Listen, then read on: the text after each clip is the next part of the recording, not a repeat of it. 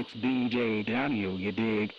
You're tuned in to KOOL Radio, your number one station for the truth about what's happening in the way out wasteland. But enough of my spouting. Let's warm up with some new hot licks.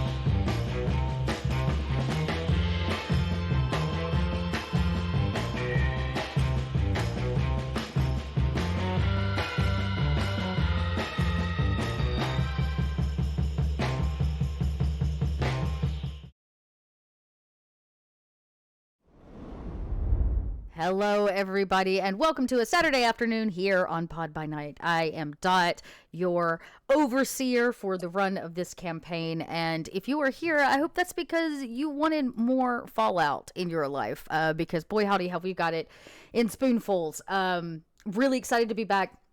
Really excited to be here with this group of people. There's maybe a fresh face or two on the screen. But before I dive into people and story and dice rolling, let's go over the important stuff. Number one, if you're here, we want to say thank you. Number two, if you'd like to support us in larger ways, we have so many ways you can do that. Patreon is always the best way. It keeps our podcast going and it keeps this channel going. You can also tip. And you can always just subscribe to the channel. Tips and subscriptions help me pay the cast that you see here on this screen. And if you just really want more from us, you can just come join the Discord, because there are other fans over there and people that adore and love us that I'm sure would like to hear more from you. So yeah, that's the shill. Did I miss anything important, gang? No. I don't think so. I did it kind of fast this time. I'm getting better. You did it. I'm getting better at it. Awesome. Well, speaking of the tip bar, in the past, there are cheeks clapping in chat. Yeah, I literally just saw that, and in my mind, I was like, "Wow, Bub, that's I really impressive. got so That's something distracted. right there." Yeah, that's Be distracted. It's modeled after me anyway. It's fine. Wow. Wow. I've learned so much about Bub. We've been friends a long time. I've learned so much about Bub. Where was I? Right, the goal bar. The goal bar that you see on screen, which I'm going to actually update right now, is kind of like our Saito bar. It's meant to cause drama and, in this case, apocalyptic style horror. And since we are in the world of Fallout, I have changed it to the rad bar. Now, let's be real. We all know that occasionally better things come up. So I would say that could always be the case. And if we want to rename it later on because of shenanigans caused by this cast, we will do so right fast. But for now, it's going to be called the Rad Bar. All of your tips will help fill that bar, and when it is full, I will make sure some kind of radioactive consequence, we'll call it, takes place in the game. Okay, now I'm all set. Now I have shilled the shill. For those of you that joined us on Wednesday, thank you. We celebrated Fallout Day, which is October 23rd every year, because October 23rd, 2077 is the day the bombs dropped. And we wanted to do a little bit of a recap, so maybe you could remember things, or if you didn't get to watch it. But do not fret, because I am going to start with a little bit of a recap. But first, I think since we're treating this kind of like a fresh addition to our story, we're going to go around and let everybody introduce themselves.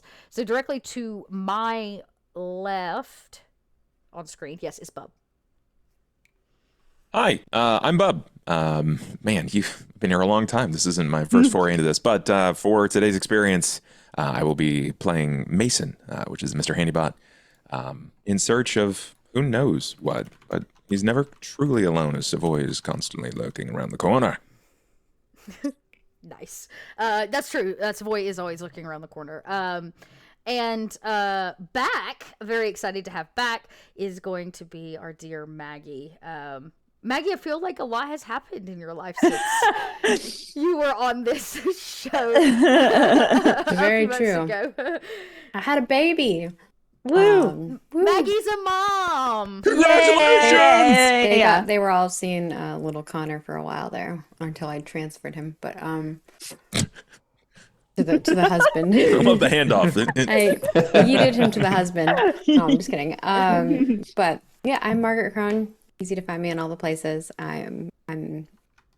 It's nice to have a little friendship time. I've been attached to a small parasite for a little while. Just kidding. He's sweet. But yeah, I'm playing Kalita Morales today, and she's got a little dog meat following her as well. She is on the search. She's kind of left her vault to find her husband. And there's a whole deal with that. She's a little naive in this world. She has a different outlook than the other cast members who have actually lived above ground for so long. So she doesn't really see things in the same way, which I think could sometimes be a good thing and sometimes be a bad thing. And we'll see what happens today. Oh, you're You're muted. muted, Dom. I'm going to go down the screen instead of over because I'm going to save our new person for last. So, Tracy. Hello, everybody. It is I, Tracy, Miss Magitech. I return to the world of Pod by Night, and specifically the wasteland of Fallout, as my returning character, our infamous, a beloved or not so beloved child of Adam, cultist of Adam, Sister Delilah, who is on a pilgrimage to expose everybody to Adam's glow. Those reborn never hunger, never suffer, never age. I've got my prayers and hymnals to Adam on my document here, ready to go. So I hope you guys are ready for us to return to Adam's glow. So yeah, that's me. Yeah, I'll get to that in the recap. Moving right along. I am so glad to have Bentham back. It was so fun playing with you last time, Bentham. So tell everybody who you are and who you're playing. It's me, I'm Bentham, also known as Mangled Pork for dumb reasons, and I play games. I had to drag myself away from Factorio to get here, but I managed to do it. Oh my gosh. And I'm playing We Mortimer appreciate you Ockles. and your... Yeah, we appreciate you so much. I'm playing Mortimer Ockles, who is a marksman survivor who was already done with this shit way before he even showed up for the current events. Yeah, and it's so funny. Was I talking to Zach about this? Yeah, I think it was Zach when I was getting Zach onboarded. You're like a Minuteman, but not a Minuteman. You're like a you have your own code of rules or like code of conduct. It just happens to align with the Minuteman, but you don't actually want to be with the Minutemen. Yeah. It's like, I like what they're doing, but if I was one, then I'd have to follow orders, and those orders might not be nice. Yeah, More of an hour man or a second man. So love that. And Hour man. last but certainly not least, a fresh face to Pod by Night. Zach, I am so excited to have you join us. I will let you tell everybody as much as you want to tell them about your character, because I know we're going to meet you in game. Yeah. Hello, everyone. My name is Zach Clay. I am a percussionist, voice actor, professional dungeon master. My main thing is I run D&D programs here in the San Francisco Bay Area. And as far as voice acting, way back when, did some voices for World of Warcraft and Overwatch. And then big fan of shows and tabletop RPGs like this, and really excited to venture into Fallout and do a 2d20 system like this. So as you can see on the screen, my character's name is Big Business, but that is all you get to know for now, because the rest will be revealed in a dramatically appropriate fashion. You know that's a professional wrestler, right? Like is that. ridiculous. You got to come out with like a flying elbow drop. Oh yeah, Someone hell would yeah. hate you. There we go. Chair to the back, yeah. Oh, that's amazing. That is amazing. Yeah, we'll learn all about Big Business real soon. And yes, chat, I see all of you. The glow must flow. We can make it the glow bar.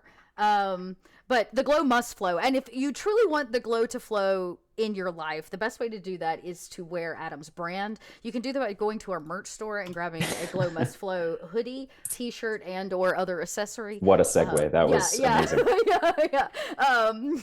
So there you have it. It's It's pretty great. Actually, I'm trying to make a decision on a hoodie. I'm gonna get a Globus Flow hoodie because it's just wonderful. Okay, there you have it. The hoodie looks cool. Yeah, it'll be really dope. And technically, you can get it in like the Fallout blue. It's like that Fallout blue color, which is really dope. All right, time for a little bit of a recap. I have written a recap that has attempted to take all of the biases and feelings out of the two. I know, this is not a Tracy recap. Oh, who would ever make a biased recap on this channel? Yeah, let's hear Sister Delilah's version right after. Right? So I say this to say I'm going to do the episode 1 and 2 recap. Starting next week, they will be passed to players, and then y'all can start doing recaps. But I thought I would do us all a solid and try to get this into some form of condensed. So, last time on Fallout Winter of Adam, the party completed their journey through the harsh atomic winter in the Commonwealth, and they reached Diamond City, only to find that the gates were closed to refugees. An angry mob was attacking an injured Diamond City security officer outside the city gates, and by offering help, the party gained access to the Great Green Jewel and came face to face with the city's mayor, Mayor McDonough. This rescued security officer reported that the raiders had attacked Diamond City's food and train supply, leaving him or her, I think it was her, as the only survivor. Mayor McDonough asked the party to investigate the situation and save as much food as possible in exchange for caps, shopping discounts, and assured supplies for the refugees out front. While the mayor gathered the needed travel supplies for the scouting mission he just asked the party to do, the party explored Diamond City. They enjoyed noodles and shopping and the conflicting interest of the Minutemen and the Children of Adam. Further investigation revealed that the Children of Adam and the Minutemen were sharing accommodations in the Dugout Inn, and this was causing consistent fights and scaring away customers from the proprietors. Rumors suggested that the Children of Adam were plotting something to sabotage the city's water purifier and to create chaos and assure that one of the two parties left Diamond City. Grant decided to start a fight by urinating on the Minutemen's late night card game. Ooh. I know. Sister Delilah, unable to tolerate the blasphemy of the water purifier, took matters into her own hands, and with the help of Mason, well, I guess I should say Savoy, and her rad gun, basically blew the purifier to hell, just in time for the Minutemen to be expelled from the Dugout Inn for killing a child of Adam, and the fight started, actually, by Grant. This sequence of events, orchestrated by our party, significantly altered the future of Diamond City, turning it into a religious Mecca city for the children of Adam's pilgrimage to the glowing sea. The next morning, Kalita was gone. Dogmeat picked up a new trail leading to her husband after finding one of his boots and some flyers for local settlements under a bed in the Dugout Inn the night before. Breakfast was served at the All Faiths Chapel, which is now a hub for the Children of Adam's activity in Diamond City, and the party dined on propaganda and religion before setting out on their scouting mission for the supply train. Upon arrival, they found scavengers had beaten them there and were already stealing food. To avoid combat, they simply waited for the scavengers to finish what they were doing and let them pass unharmed. What they did find was that raiders had blown up the train line and left a man bound inside one of the train cars. This man, whose name you never got, but is technically Brother Landon, thanked the party for freeing him and revealed he was on a pilgrimage to the glowing sea to find the last son of Adam, to deliver a piece of jewelry, a symbol that he had been dreaming about. Grant found Landon's story unconvincing and decided to murder him instead of taking on the responsibility of escorting him back to Diamond City. Sister Delilah chose to take Landon's necklace and may deliver that symbol to the last son of Adam herself. Once they returned to Diamond City, with as many supplies as they could carry, the mayor flipped his deal. He said that he could no longer offer them residence in Diamond City because Grant is a ghoul and he simply can't allow it based on the city's rules. But instead, he offered them a letter to the mayor of Goodneighbor, which would help them gain an entry into that settlement. And of course, he promised to provide the supplies to the refugees out front so they could begin building a shanty town. Upon arriving at Goodneighbor, which the party did, they encountered a eclectic assortment of NPCs, including a strung-out mayor, Mayor Hancock, the traumatized owner of the Memory Den, and the inhuman Norm on the stoop of Hotel Rexford. All three of these encountered provided additional information on the last son of Adam's actions, including that he raided the memory den for confidential memory tape, that the children of Adam had come and gone from good neighbors spreading propaganda around, and that the mayor's infamous hat that matches his outfit is missing. The loss of this hat has kind of sent the mayor into a Kim-induced binge, leaving the settlement vulnerable and the neighborhood watch uneasy. The mayor offers the party caps and permanent local residence at a place called Neon Flats if they promise to maintain a legitimate business and, of course, return his hat to him. With a wicked Rad Izzard approaching, the party sought shelter from the storm, and they entered Neon Flats to clear it out of dangers and begin repurposing it for their own needs. And that is kind of where we ended 1 and 2. So we're going to pick up a little in the future, about 5 days, 5 to 6 days, from the point at which the door was kicked open and more entered and began clearing out more rad roaches.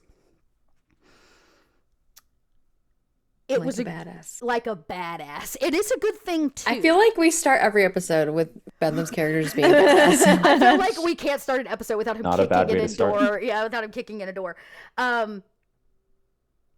What you all found is that you sought shelter just in time because a massive blizzard rolled in. And it didn't just stay for 24 hours or 48 hours. Day after day after day, and it's basically shut the city of Good Neighbor down, which has given all of you an extended opportunity to spend time together and inside this new residence, we'll call it, this new building. The Neon Flats building, after cleaning it out of some rad roaches, and you can see that it's in a rather disheveled state. There's no power. There's some old things here, and there's a lot of opportunity in this building if some time and effort were put into it. The first floor has a lobby and an elevator that is not currently working.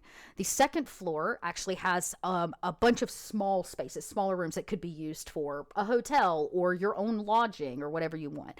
And the third floor is kind of a massive loft. It's a huge, wide open space connected to a kitchen. And as all of you have kind of explored and dug around, you can tell that at one point, whoever maybe pre-war, this was very like Art Deco, the whole vibe.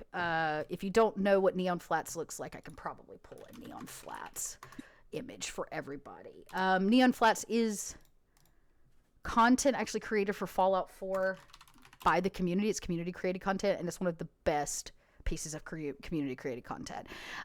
But right now it's all run down and ramshackled. The building is in desperate need of repair, and the walls are, I don't want to say barely standing, but the wind, you can hear it whistling through the holes in the brick. And each of you have had a week, maybe to yourself, maybe to share with everybody else. But I kind of want to know, locked in to this 3-story building that is empty and run down, completely disheveled, what have you done over 5 days? I think Mortimer throws himself into repairs. I think he's like, Okay. all right, whether we're holding up in here till the storm's over or whether this is going to be a long-term thing, needs to be airtight. And he just starts, like, finding gaps, patching them. I imagine it's a very slapdash job because he only has whatever random crap is strewn about in the building to use to repair the building. True. Yeah, that's true. But he'll do what he can with whatever there is. And Mason's probably cleaning as well. If there is, it makes something that's equivalent to a broom, and it's like a push broom of sorts, and just use the pressure of his engine to kind of just start pushing dust to the side very slowly. Yeah, it's like almost mud at this point between the cold, the ice, the snow, and like all the dust that's around.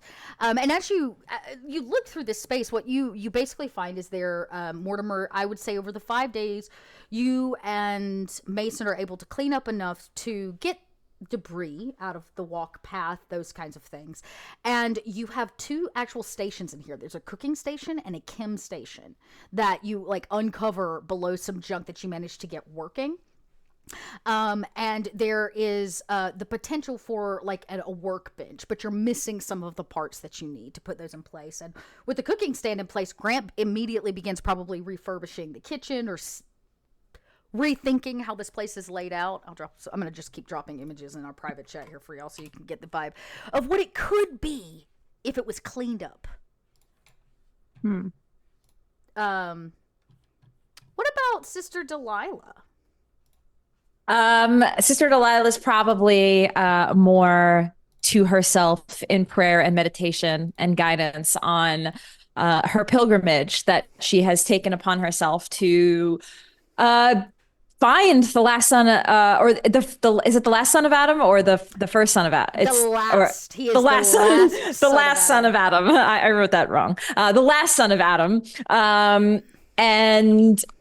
So she is keeping to herself, looking at the symbol that was left from Brother Landon, potentially maybe looking at the fungus that we found in the snow, and just kind of taking time to observe them, meditate on them. She will occasionally help with menial chores here and there. If there's like some part of the flats that needs to be dusted, or they're like, she'll leave it mostly to them to do, but occasionally we'll step in and help every once in a while. Okay. I am interested. You said that you have been looking at this fungus. For those of you that don't remember, on their travels to the train, the initial scouting party before they got there, they came across a strange glowing radioactive fungus along the road, and further investigation revealed that that fungus was actually growing from the frozen, rotting corpse under the snow. Yeah, I saw Zach's face. Zach was like, oh, okay. Once Nice. they dug down and they burned away some of the snow, or melted some of the snow, what they found was that somebody had died and frozen, and this strange fungus was actually growing out of the chest cavity of the corpse there. And Sister Delilah, of course, seeing it as a holy item, Sign. Yeah, it's a holy sign, brought it with her. Sister Delilah, do you have any science? Let's see. I don't know if I do. Let's see. No, I do not. It is not. I checked. I'm the science person. You're the science person. What you know is it's highly radioactive. All the time that you spent, the basic things, you don't need to be a scientist to know, right? Like, the texture of it is almost fleshy. It feels like you're touching skin. It's almost porous in a way. And if you remember, it bloomed kind of like a cabbage with multiple leaves, but it's not leaves, they're like shelf fungus, right? And so this kind of chunk that you've broken off, it's almost dense enough you could cook it like a meat. And deep near the root where you broke it off, it's kind of purple, and as it goes out, it becomes more vibrant at the end and loses color and kind of becomes the effervescentness of the radiation attached to it. And no matter, for all 5 or 6 days, you probably expected at some point it would wither or start to rot away or go bad. It doesn't. It's almost as if the colder it is, the healthier this plant is. Wow. That's pretty amazing to her. So she, that is what you know. Scientifically, you know nothing. But from like just an average person, and probably from your religious viewpoints, this truly is kind of a sacred plant. It's a sacred plant. Yeah. So she'll hold on to it and keep it for safekeeping. Some of you may notice her, like, she's not like keeping it a secret. You may notice Delilah like just staring at this fungus and just in her hands, like for for long periods of time, just kind of looking at it. It may seem a bit odd, but she is just enamored by this. Tracy, you've inspired me for another question, so we're going to go back and get it from the other two, because I want to know. You have all spent 5 days locked in a building together. There's probably a smidge of cabin fever, but I want to know what we learn about your character, what everybody else learns about you from spending time living with you. What do we learn about Sister Delilah actually living with you, locked in for 5 days? That she is very weird. No, she's just a little, she talks to herself quite a bit. Ooh. Yeah. About what? Like, is it one of those things where, like, I talk to myself in the kitchen, like, don't forget to put that dish away, like, you got to do, like, or is this like are you praying? Like, Yeah, she talks to herself in prayer. She talks like probably to the glowing fungus, like it is some sort of miracle. Um, and just like, you are the sign. Yes, you are. And just kind of just saying little things to herself, and she'll vocally say those things. And yeah, vocally express her prayers and her signs, and all of the good news that she's feeling. So yeah, you just hear her talking to herself, Mason, yeah. Mortimer, with Sister Delilah constantly talking to herself, you two spend a lot of time cleaning this place together. What do we learn about your character in a extended locked in living situation? Mason is trying to be as efficient as possible in this space, but he is slowly coming to terms with the fact that he is not operating at full capacity, even noticeably so. And it's not something that he brings up. In fact, he probably attempts to hide it with frequency, that he has lost control of one of his limbs. Not as if it's running wild, but as if it's just completely limp. It's not rising to occasion. Poor Mason. And of course, Kalita's not here to solve that problem for you. Hardware issues. Hardware issues. Heard they make a pill for that. Just needs a bolt tightening. Yeah. I imagine we learn a lot about Grant, and he does begin to set up this kind of restaurant. I suspect the third floor is the most open place for that, because it does have a kitchen and like open seating, but you could use another floor if y'all wanted. But he's sorting it out. He's making lists of shit he's gonna need, like tables and chairs, and really starting to plan this business. And as you all wake this day, planning once again to be locked in, to have to listen to Sister Delilah's muttering and the sound of that limp mechanical sound of Mason's arm, maybe you're starting to go absolutely stir crazy. You do not wake to the sound of extensive wind this morning. In fact, a slight beam of sunlight hits through a crack in the brick wall and comes beaming in on your eyes, Mortimer. Breakfast is already being cooked by Grant. I have zero doubts. He says something crude as he serves breakfast, and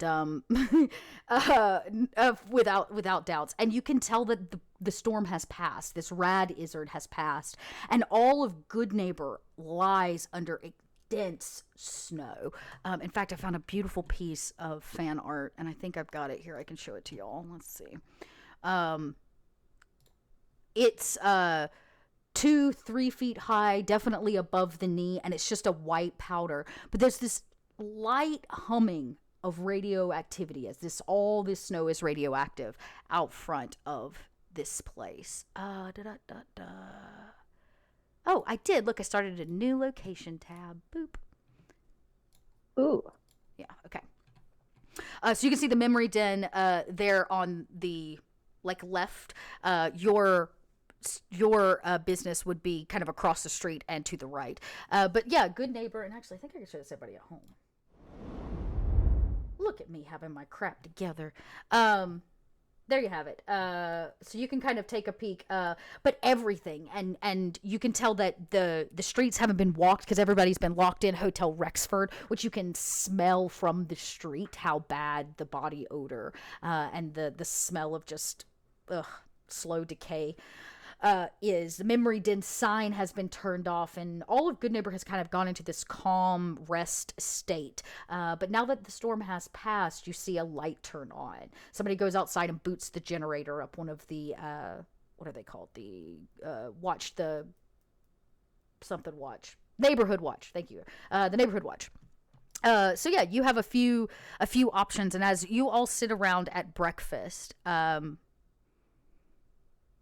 do you say anything, or is this one of those you're so tired of these people, you you don't even talk at breakfast anymore? I think Mortimer speaks up. I think when he sees that the storm's passed, he's like, let's see if we can get outside again. I think we gotta get a move on. We gotta find this hat, apparently, if we want to keep this place, and we could do with a better source of food. Yes, I suppose it is time for us to get out. It does look like it's a bit clearer outside. The lights are on. That is a good sign. Everything's a good sign. Is the fungus with you at breakfast? Yes. My bed's just like sitting on the Everything's a table. good sign. Yeah, just sitting right next to you. It's slightly giving off this like. It has its own chair. Yeah, yeah. And as you all eat in this kind of like slow silence, under light conversation and the humming of a radioactive fungus, the camera goes to the front gate of Good Neighbor, where a very cold, very grumpy neighborhood watchman stands out front of what we call a junk gate, which is just what it sounds like. It is literally tires and barrels and pallets that have been stacked, pressed, merged together to make a 10 or 12 foot high wall. And we are met with Kalita, who looks worse for wear. You have been traveling on the road for a week. You left and got caught out in the snow. Now, we know Kalita is well-traveled. You came from the Midwest, so you've come a long way to this point. So you definitely are not dead, but frostbite is beginning to set in. Dog meat probably hasn't eaten in 2 or 3 days. And the storm was slow travel because you found at least something something that you were looking for, which was the trail of your husband. Dogmeat picked up on that scent 5 or 6 days ago and led you way north of here, of the kind of internal city area of Old Boston. In fact, I'll take us over to a map and I can show you how far you probably went. So this is Diamond City, right? Good Neighbors up here. You traveled across the river and went up as far as about this point. To the north. Are you pinging? I am. It's there we go. northwest-ish. I'm in blue. You see it? Oh yeah. Yeah, Yep, I'm you up do here. now. Yeah, up here. You traveled quite a ways, and what you found is you were following a set of tracks, not left by an animal, not left by a person, but by something massive. You noticed that along the path there were these divots, like these ruts in the ground that got filled with snow, and you found that because you accidentally fell into one, or maybe dog meat fell into one. It had pressed not only the snow but the earth down about 2 or 3 feet, and then it would fill back up with snow. And you kind of find these rivets along a pretty long path, and then eventually the trail went cold. The tracks of this massive whatever it was that left it behind did not, but the scent of your husband did. And it could have been the storm as it blew in. It could have been a variety of things, but eventually there was nothing for dog meat to follow, and staying out that north in the wasteland is a quick and easy way to die. So Khalid, I imagine you turned around and used dog meat to suss back out your friends, and it's led you to this gate, and out front is a ghoul. He looks kind of similar to Grant, a pocked skin, strange jaundice color, no hair, but he does not dress anything like Grant. In fact, he's in a pinstriped suit, like a 1920s gangster pinstripe suit, and a bowler hat to match, and he stands out front with a strange gun. It doesn't look like a pipe pistol. We would know it as a Tommy gun. And he kind of looks at you, and you can see his breath in the cold air, and he says, "Nobody's allowed in. Go away." But my friends are in there. I just need a place to rest. Can't you see? And she kind of like motions her hand down to her stomach, which is fairly large. Oh, guilt trip. He looks at you and he says, "Look, lady, my job is to make sure nobody else comes in." I understand, but can't you make an exception? An exception? No, Hancock will kill me. You don't know who that is, but he seems to fear this person. And then he kind of perks up, his ear perks up, and he goes, wait, do you hear that? And he, knowing that you're pregnant and pretty much unarmed, he does the like mom arm and kind of puts you behind him as he like raises the Tommy gun and fits it up underneath his arm. And he peers around kind of a corner, which is a narrow alleyway that leads to this spot, if you would. And actually, I might even have an overhead map of Good Neighbor that I can toss up and show you. So this is actually where you're here. You're outside the gate here, Kalita. This is it right here. And from a kind of around this bin, there is the sound of something. The heavy footsteps of crunching snow. Not your size, not even the size of this neighborhood watchman out front. Something big is coming. And his eyes get wide and he goes, take cover, take cover. Kalita will look around, and is there a place where she can hide? I mean, there's quickly? plenty of junk and trash and just mounds of snow. There would easily be a place for you to like duck and cover. Yeah, she ducks and covers, but curiosity kind of like looks around.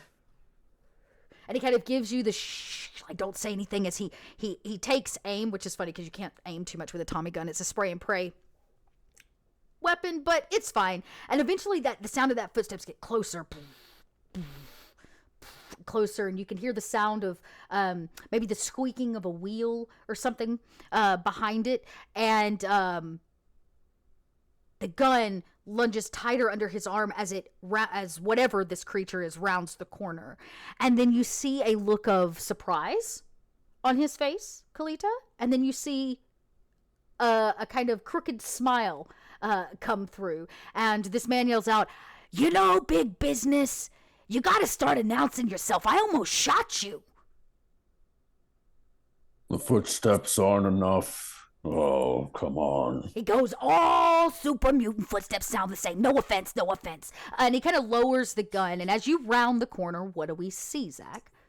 Yeah, so you see a 7.5 foot tall man, greenish gray skin.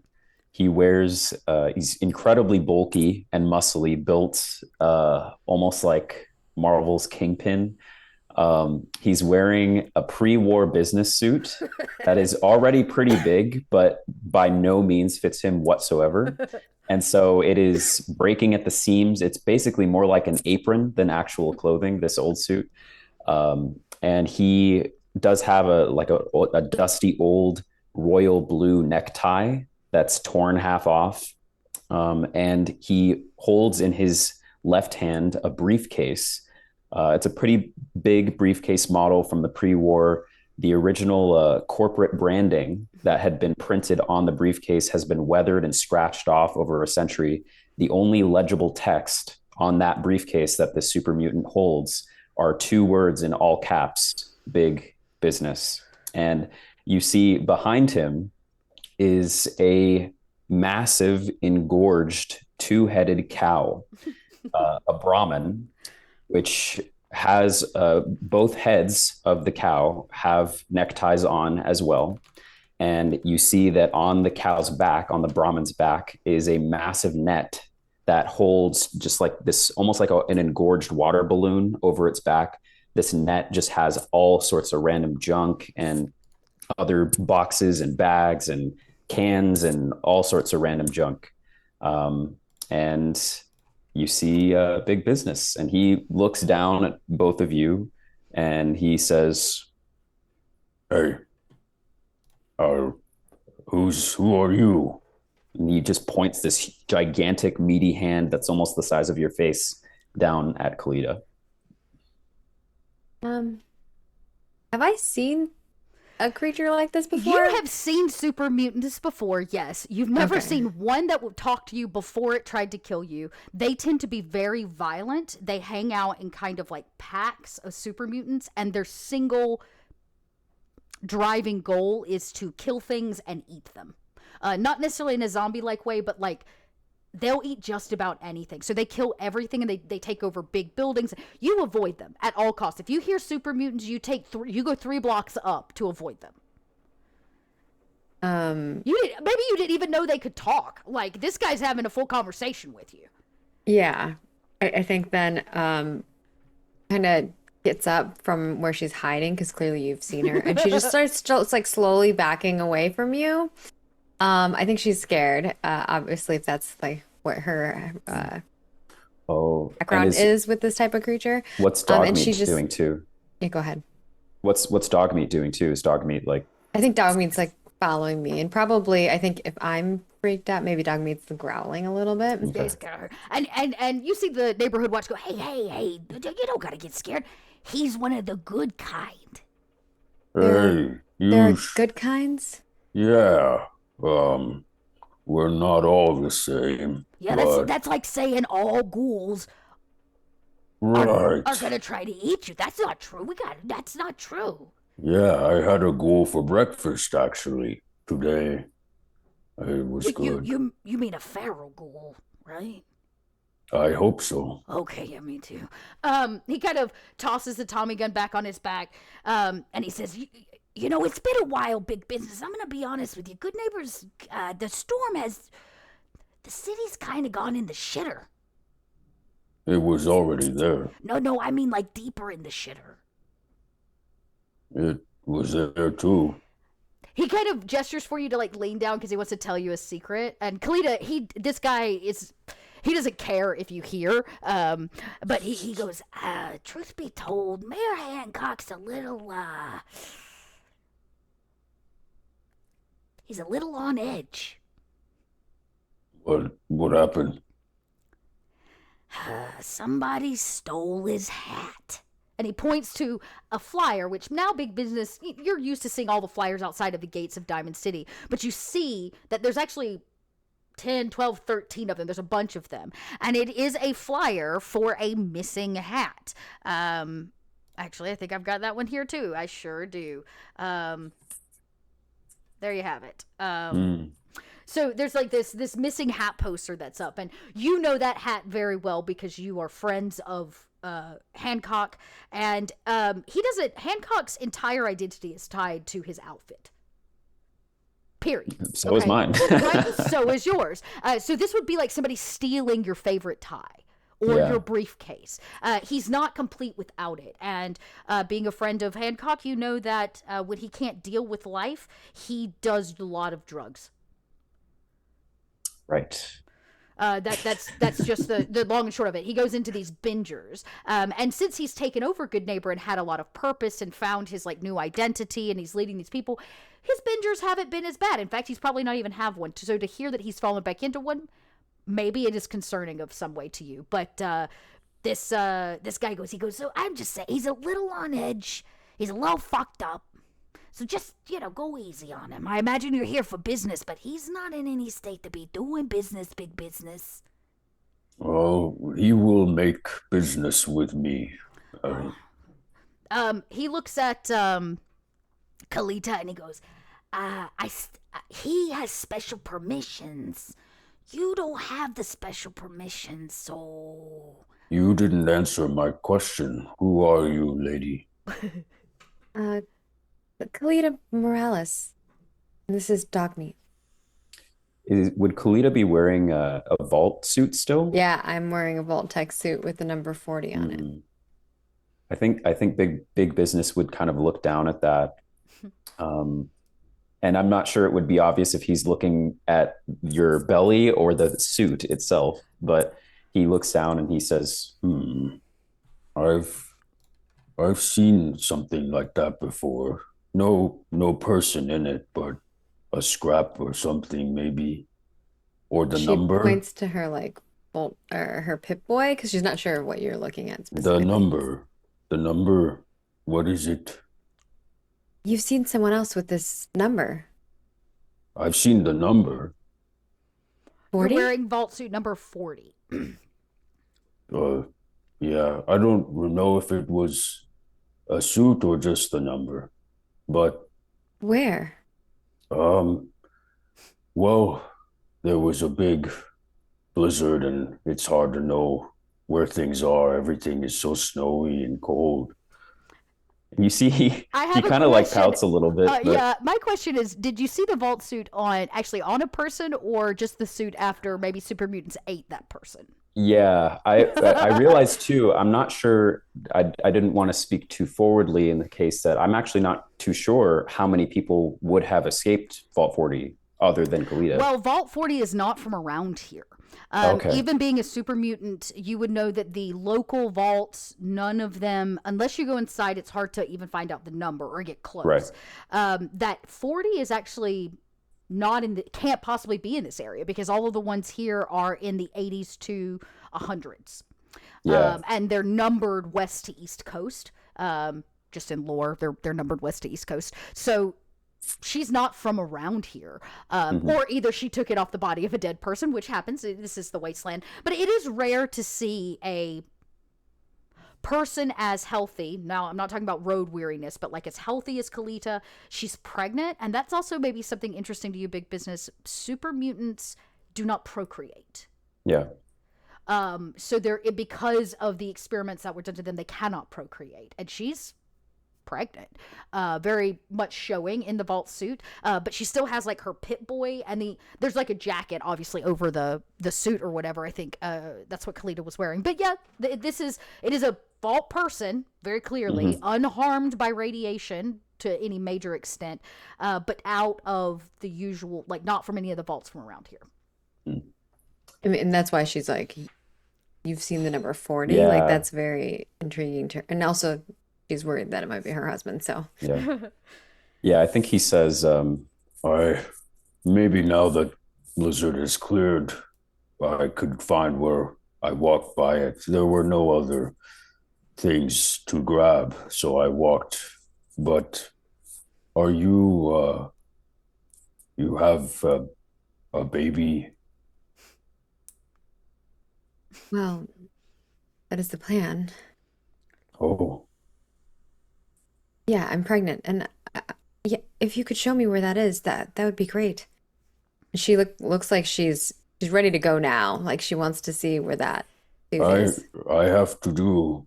I point at the gate. I have to go inside. He won't let me in. I look at the ghoul and say, Why don't you let her in?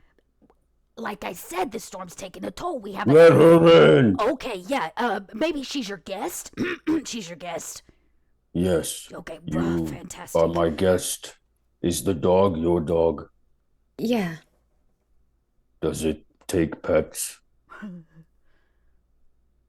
Like when you pet it? Or Right. yes. And and actually, you don't mean any harm to them, right, big business? no. So I would imagine, dog meat's got good instincts. It didn't survive. He didn't survive this long without them. As you put your giant green hand down there for dog meat to sniff, the growl goes from a growl to like tail wags. And Kalita, you get the idea that like if he was a threat, dog meat would not have allowed that to happen. To give him pets. I think now Kalita is she's kind of like observing you. This is the first time she's seen one of your kind like talking and speaking and not trying to murder or eat somebody. So As he's kind of with his hand out to dog meat, he just sort of passively says, Misty and Susan make milk. If you need, I sell it. Susan. Those are the cows, or that's the Brahmin? Yeah, I point back at the two-headed cow. brilliant. Massive udder on the cow. And the neighborhood watch guy like cracks his fingers as he opens the gate and like undoes all of the stuff, and he pushes it open heavily against snow that has built up. The storm was cold for you, big business, but you made it just fine. Yeah. It's always a little bit of a slow travel, but you didn't have too many problems. But you can tell Kalita is tired and worn down from the storm. If she traveled through what you traveled through, she may even have some radiation that needs to be healed. Like she's not looking so great as the door swings open. And you can see that the usually heavily trotted, kind of nasty, cold streets of Good Neighbor are covered in a white layer of radioactive snow. Businesses are closed down. Actually, when you walk in, there's kind of like a plaza right here. And you can see Guns, and Daisy's Discounts are closed. There is a single kind of one or two lights on, like warm candlelight coming from the State House, which you would be know to be Hancock's headquarters. But you were contacted by Hancock for something very specific. And you know exactly where you need to go. Yeah. Which is up and around the corner. And Kalita, as soon as you get inside, Dogmeat kind of pounds through the snow. Yeah, I'm like, is Dogmeat? Yeah, takes off in a Yeah. direction. In fact, he takes off down this alleyway. You found them. And then Lita just runs and follows Dogmeat. Well, it happens big business. That's the exact same direction you're going. And it's just, as you All get right. there, you can see Dogmeat like scratching at the door of this place you know to be Neon Flats. Inside at breakfast, the light humming of radioactive fungus. I'm guessing y'all are eating on one of the upper floors, not the lower floor. It's easier to keep warm up high. But anyways, I would say it would probably be Mortimer. Mortimer, you tend to be just always on high alert. Now that the storm's done and people are moving about again, you think you hear a light scratching. Is it coming from the walls? You're not sure, but there's this kind of light scratching. And then a heavy pound on the front door downstairs. Like big pound. I think after hearing the initial like scratching, I'm already like, I imagine rifles like slung over the chair. I'm like grabbing it and up and like hunting down the sound. Then I hear the bang and I'm like, whoa, everyone be ready. And I'm now I'm ready. I'm like, yeah, heading maybe for- you were like, it was just rad roaches in the walls or something. But as you get, yeah, I'm like, oh, I thought I dealt with all the roaches by now, but maybe Yeah. they're coming out with the snow ending, and then the bang is like, oh no, it's something big. Everyone, be armed if you can be armed. If you got arms. Now, the good news is there is a window that overlooks the front doorstep from where you're at. There's actually a massive window. It's very pretty. Mm. Let's see if I can find it. I go straight for that then. Window. As that bang, bang, and you can hear it rattle pipes and stuff, old pipes in the wall, you kind of peer over and you see Kalita and Dogmeat, and they're with someone, though you're only getting like a little bit of their back, and from this height it's hard to see. They're kind of under the stoop roofing of the front door, but Kalita is at the door. Mortimer, it appears that Kalita has returned. With a friend. So it seems. Oh, what great blessing that she's survived the harsh cold. I thought she would not return. I thought she would be dead. This is truly a miracle. Seeing that there's a giant super mutant and they're next to Kalita and they're not eating Kalita, I'm gonna be like, okay, this isn't combat, and I'm gonna call down like, Kalita? How'd you find us? Where have you been? From upstairs, 3 stories up, Kalita, you think you hear your name. And then the sound of big business once again with that heavy, like, poof, poof, poof, second knock. I think I hear them. Mortimer? Up here. She kind of I'm like peering over the edge. I am still holding my rifle. Yeah, there's like I'm a... peering over the edge at you. There's the I'm not glass aiming it. is kind of boarded up now, and there's a small crack, and like Mortimer's maybe hand comes out and like waves or something to let you know, like, yes, they're here.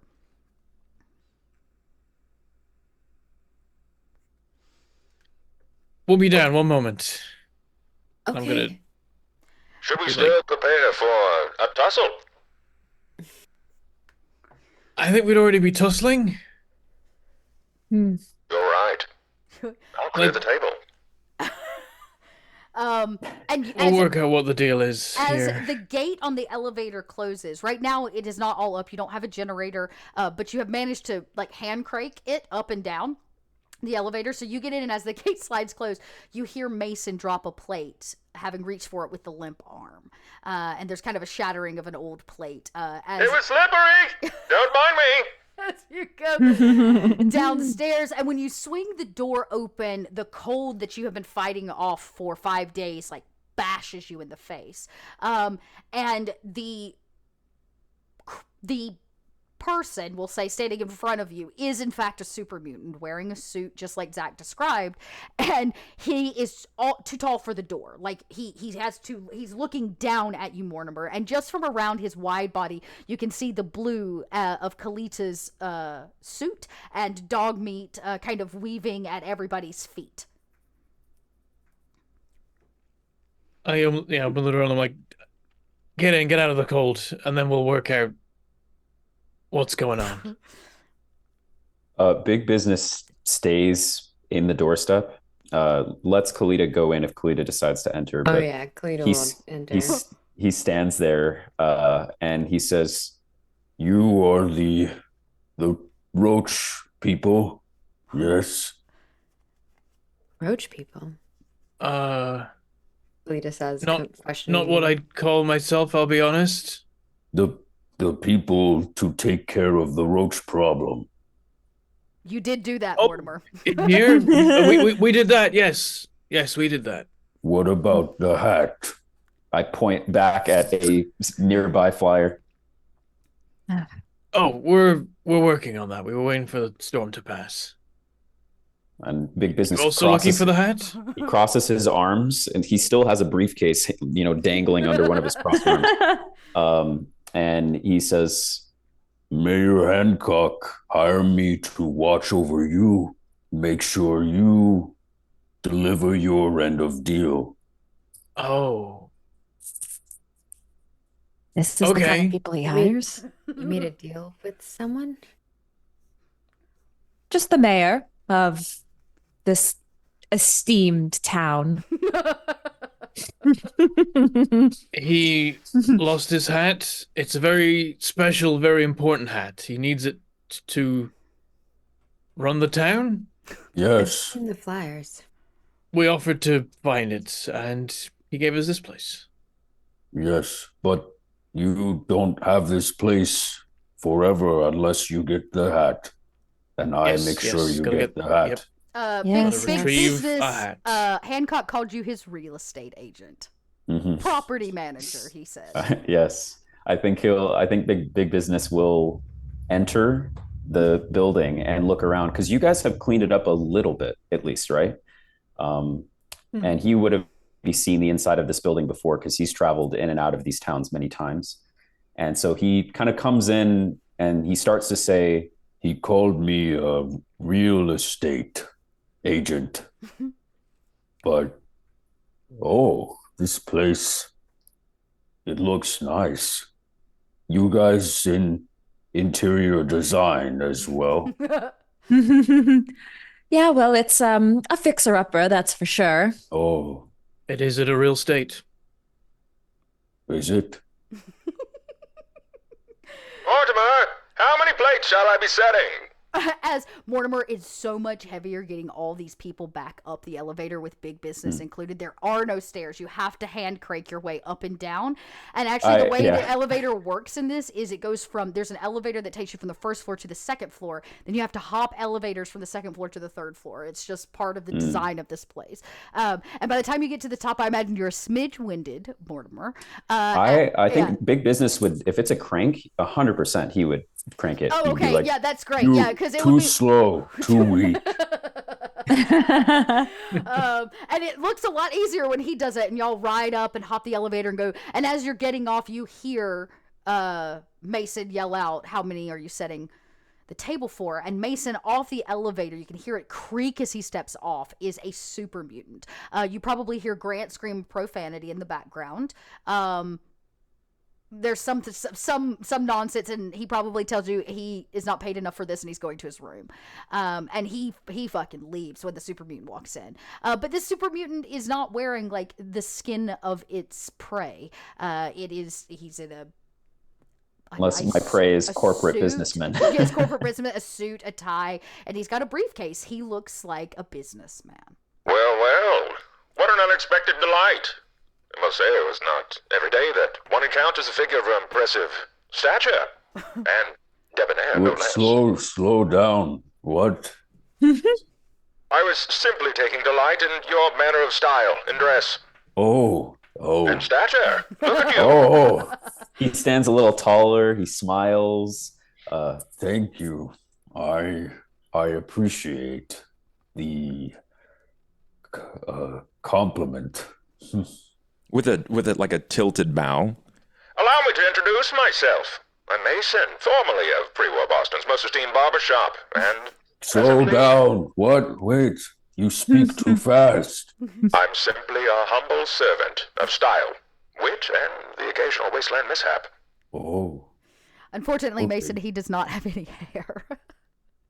And I yet think another that I cannot serve. yeah, I would. I think big business maybe has a bowler hat of his own, and he would tip it, and you see Tiny bowler three hat. little wisps, three little wispy hairs. Either way, it's a true pleasure to make acquaintance with someone with such towering presence and thoughtful expression. I like your big words. They make me feel happy.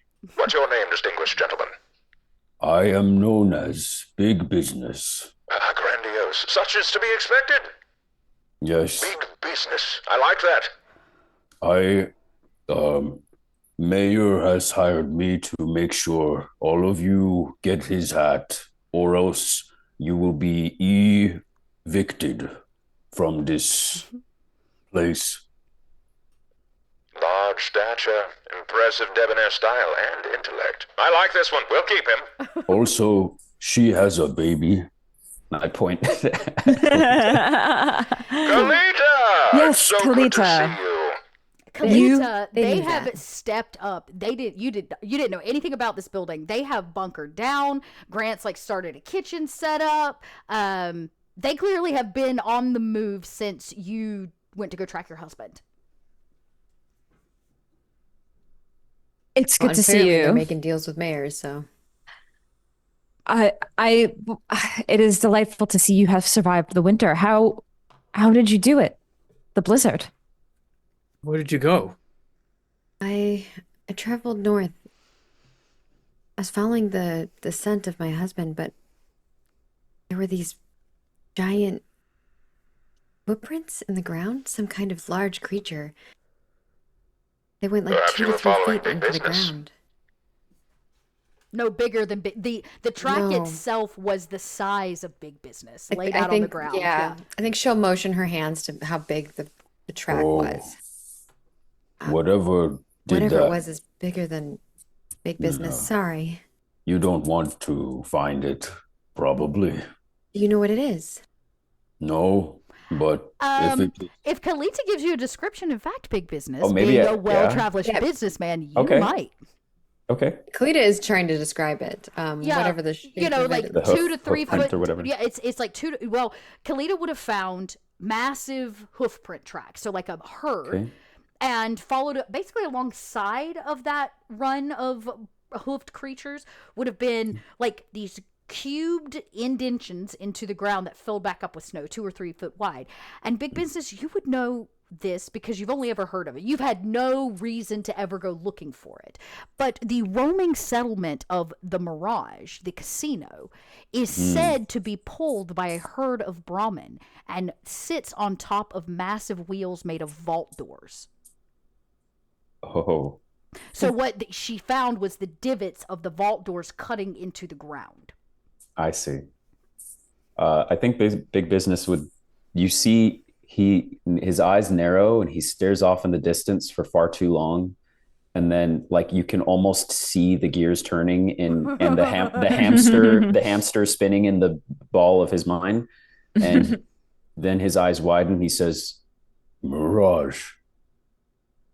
and then he just Like- looks like and- that one word And I has saw a told you poster everything you with need. the Mirage on it before. You did And that it, and you didn't see the Mirage, but it advertised for a casino. And you had kind of heard like somebody was like, I think you actually heard the Minutemen talking about it in Diamond City, where one of them said that like it doesn't really exist, and then other people say that it does, but people that find the Mirage don't ever really come back. Like it's supposed to be this paradise on wheels, this glamorous casino. So that's why it's called the Mirage, because one, it's hard to find, and two, if you ever see it, it's usually You only see it on the horizon. on the is what- horizon, exactly. So you had managed to find the trail of the Mirage, and for whatever reason, your husband was either following it or on the same path, and his trail went cold. Yeah, when you say that, the Mirage, she says, the casino? Yes, that is the word. It moves lots of uh, lots of cows like Misty and Suzanne. Bullet, I think. Well, his trail went blank at some point, and I didn't think I could go any further. I didn't want to get myself into trouble, so I came back. I've followed your guys' scent here. If his trail went cold, maybe he got picked up by the Mirage. That's what I'm thinking now. But If I don't know how I'm going to find it again. you're looking for someone who is not easy to find. My husband, he had to leave the vault. I snuck out and followed him. I I have to watch you all, but I was going to ask. I'm also looking for another place, and that place, they say that anyone who enters it, they don't leave. Maybe, Why would you want to go to a place like that? I think because it has supplies. They turn junk into treasures. It's called Beatsville. Beatsville? Do any of you have a radio? I have a Pip-Boy. She pulls up her coat sleeve. You can give Kalita the station for KOOL radio. Okay. Yeah, I'll do that. And as Kalita, you kind of tune in now. It's really faint. And you have to kind of fight through Diamond City Radio, which is a stronger broadcast. But slowly but surely, there's kind of like a as it comes in. And what you hear is actually a really kind of rich, the perfect like radio voice, like cool, hip radio voice. And I think I've listened to this one before, actually. Yeah. And they were talking about the last son of Adam, and Yes. there's a bunch of and propaganda. you can hear that voice of DJ Daddy-O again as he begins to because I think I actually put out You did. a thing in Yeah, you Discord for did. this. And that's what you hear. He's kind of talking about, the blizzard or like this storm that blew through and how cold it is. And the coldest thing in the wasteland is actually not the storm, but the children of Adam and how you can't trust them. And he kind of has an anti-propaganda radio station that's all under the guise of like this cool hip cat DJ Daddy-O, you dig? And so he kind of has this whole vibe, and eventually he says, but enough of my spouting. In fact, the voice in our trailer at the top, that's DJ Daddy-O at the top of the trailer. And he says, but enough of my spouting. It's time for some new hot licks. And he says, this one's fresh from our local band, the Jam Bakers. And he hits the go. And the Jam Bakers music is different. It's not a repeat of a vintage song from hundreds of years before. This is like new music. And it's got what we would consider to be this kind of surfer-like California, maybe even a little bit of Beatles kind of mixed in, and it's got quite a bop to it, even as it comes through the static. And you hear it, KOOL radio. That's how you know it exists. Well, that and the rumors amongst all of the traveling salespeople in the Commonwealth, big business. I point at the Pip-Boy and I say, Yes, well, the rumor is that the broadcast comes from Beatsville. Nice place. People go there and don't come back. But I like this song. It's groovy. Well, Yeah, I places like it people too. go and don't come back from are either the last place you want to be or the place you want to be. Now, big business, you had heard people go to the Mirage and don't come back, but people that find Beatsville, it's said they don't come back because they don't want to. It's supposed to be like this. It is Shambhala, right? It is this perfect, peaceful place where everybody lives in secrecy, because obviously it's an incognito location, nobody knows where to find it, but if you do, you're invited into this pacifist society where there is no violence and everybody lives this happy kind of Renaissance style lifestyle where they're making new things instead of just repurposing the old. It's it's an artist colony in essence.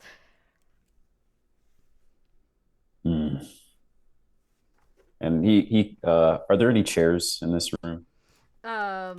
Sure. It's a little creaky. Most of what's left is like old that needs to be refurbished, but there is some furniture left behind.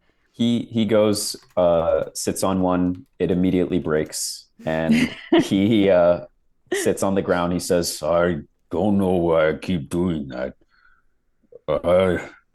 You all have to, he crosses his arms. you all have to go get the hat soon. And then he gives actually a somewhat sympathetic look at Kalita, and then the rest of you, and says, But if you have to look for someone, maybe Hat is also in that place. It's where junk is supposed to be sold. I also need more supplies and food anyway to sell.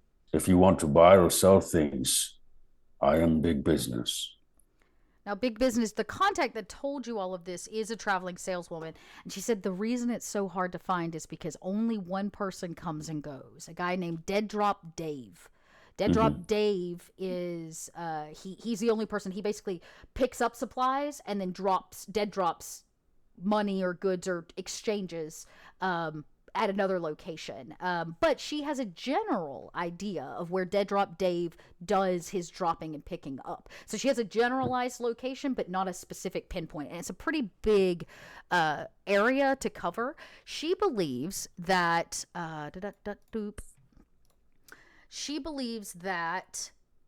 it is somewhere south of Diamond City before you hit the marshes.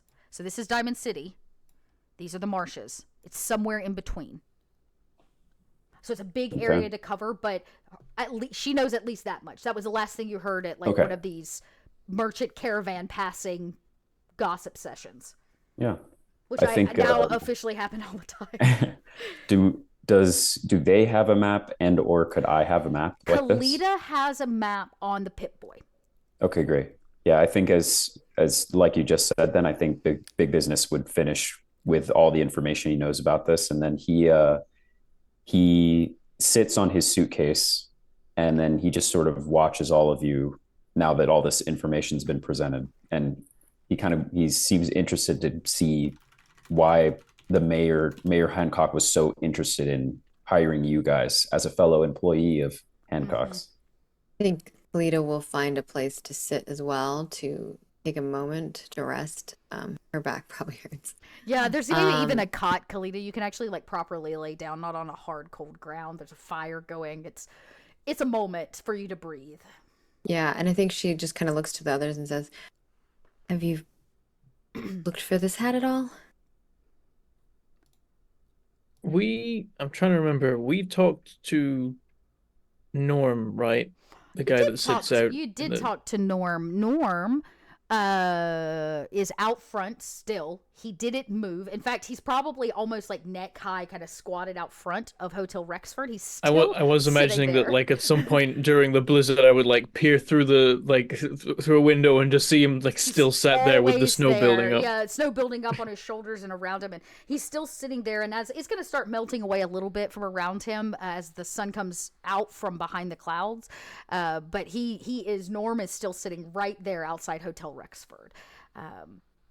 We were interested in seeking the tricorn hat, but the blizzard took us quickly, so we decided to bunker down, wait for the snow to clear. A good idea. I need to rest, but after, or you could take dog meat. If maybe you had something else of this Mayor Hancock's, or maybe just let Dogmeat get a good sniff of him. Maybe they could help find the trail of this hat that he's missing. Promising. This Not a prospect bad idea. seems quite good. Yes. So the plan is we want to find the hat. We take a quick rest since Kalita just had a long journey. Then we get a sniff and set out for this supplier of goods. Is that the plan? Well, Sounds like it. If Beatsville handles a lot of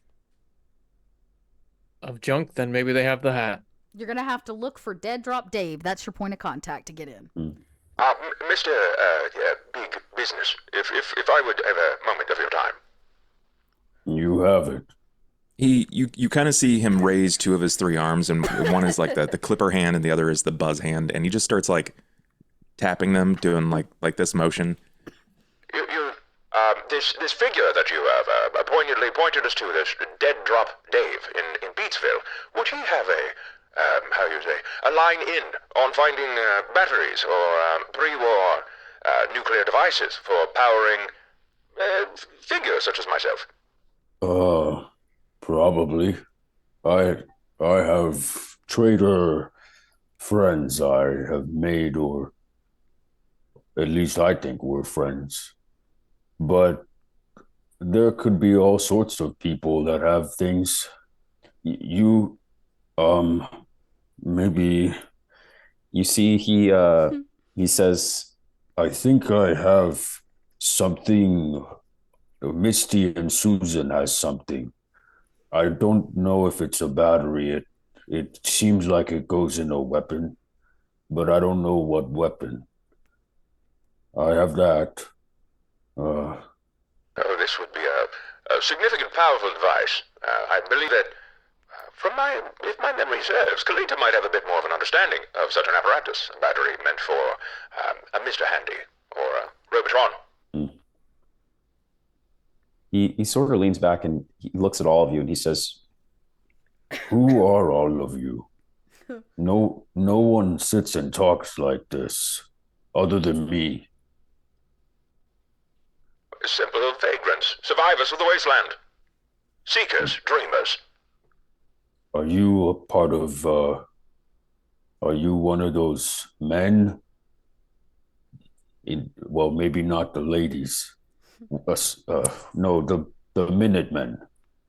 Or Oh no, I'm designed No, to last no, at least no. 200 years. Okay. Are you... I hear a lot about this guy Adam has a lot of kids. Are you one of those? Well, not all of us are. Everyone looks at Delilah. Yeah, I think Slow Kalita just head looks at turns. Delilah. Everyone, he turns their head to Kalita. There. They are all looking at you. Yes, this Adam with many children. In a way, we are all his children, but not everybody has accepted that light. I'm hoping that my friends here will see that light soon enough. There have been many signs that we've seen thus far on our journeys. Perhaps you've seen them as well. Oh. Adam could be my dad. Yes, very much so. You are a special child, and who you are at your core is a blessing. Would I consider that? That's a good question. That's you would. I would say there's a lot of history that's lost in Fallout just because of everything, but one of the things that is not lost are super mutants. Unlike ghouls, feral ghouls as creatures happen when they're exposed to excessive radiation and their body doesn't mutate to maintain humanity, in essence. Super mutants are not a natural cause of the wasteland. In fact, super mutants were scientific projects. They were meant to be super soldiers that went wrong. They were pumped full of chemicals and radiation. They're kind of like the Joker version, right? There was a chemical problem. So pushed into the vat. A lot of super mutants simply were these super soldiers that were pumped full of radiation and have lived for like centuries and centuries. You don't know about big business necessarily, and a lot of people don't even know that's how they were created. They just think this. But much like any ghoul, his existence is very clearly made possible by Adam's glow. Whether it was pumped directly into his veins or whether he bask in like radioactivity to make it happen, it's all Adam's glow. And so you're right, Sister Delilah. Big business is part of his plan, and he is a beautiful product of Adam's divine light. So yes, my goal is to one day meet him and other children of Adam. So perhaps you can join me. His eyes were like wide that whole time, and as you were talking, you say big business is a blessing. You see, he like goes up and he wipes tears from his face and looks at his finger like he's so confused what just happened to his eyes. Aww. And he looks at you and he says, Okay. I want to find him too. If he might know me, maybe I'm gonna go outside. And as you go outside, the tears that were kind of the random water droplets from your eyes that you've maybe never experienced before freeze as soon as the cold wind hits you. And you go check your caravan, the Brahmin and your pack, to see if there's any kind of battery or anything that might help Mason. Yeah. So as part of the perk that we created, the trader perk, essentially, that I took, I did get to roll for a bunch of random wares. Nice. Okay. Ammunition, chem, and random oddities and valuables. I already rolled all of them. None of them is a battery, unless you want to give me one. The thing that Big Business was referring to that might be similar is a thing I rolled for. I have ammo for a flamethrower. Oh, well, so that's the chunkiest. Didn't you have a flamethrower? So you could refuel the flamethrower, which is probably pretty much dead because he is y'all's source of fire. Mason. The problem is that's my limp hand. Is my flamer hand. Yeah. So Kalita could look at it, but if it requires a battery, then. So to add insult to injury, he comes back and you're really hoping he's got a battery. He doesn't. He has fuel for the arm that isn't currently working. Right. And Kalita, after maybe a break and a moment to collect yourself and to warm your bones and to get your socks not damp, and you take a look afterwards at Mason. You can roll a repair check. Okay. So just click the repair button, or do I need? You do click the repair button. And I have something that might help with this as well. Another random thing I rolled for. I think Big Business being used to having to work on his own stuff and repair his own stuff. One of the other items that I randomly rolled into is a multi-tool. I don't know if Kalita already has one. I believe the multi-tool will take. I think it adds one or something. Difficulty down. It takes the difficulty down, so it makes it easier to get successes. That's correct. Yeah. For all of our viewers, if you don't remember, this is a dice pool system. You should be used to that with us playing Vampire. But instead of D10s, we only use two D20s and D6s. So we start with 2D20 as base roll. So Kalita, you're going to hit that repair button. It will start you with 2d20, but the team has a shared group of action points. You can see them on the screen because of Dogmeat and being our sixth player. You actually get 6 of them. And the way this works is it is an exchange system. It costs 1 AP to add a third dice to your pool. It costs 3 AP to add 2 dice to your pool, so it gets more expensive as you go up, and the third dice costs you 3 AP. You as a group decide how AP is used. So Kalita, if you want to use an AP in this moment, now's the chance to do that. Would you guys like me to? I can and will tell you that it will only require 1 success. You only need 1 success to diagnose Mason's problem. Okay, maybe not. I have 3 points in it, or ranks in it. 3 ranks. Is it tagged? Does it have a check mark? Yeah. So a tag skill, as a reminder, lowers the critical range. So usually you want to roll as low as possible. So a 1 is usually critical.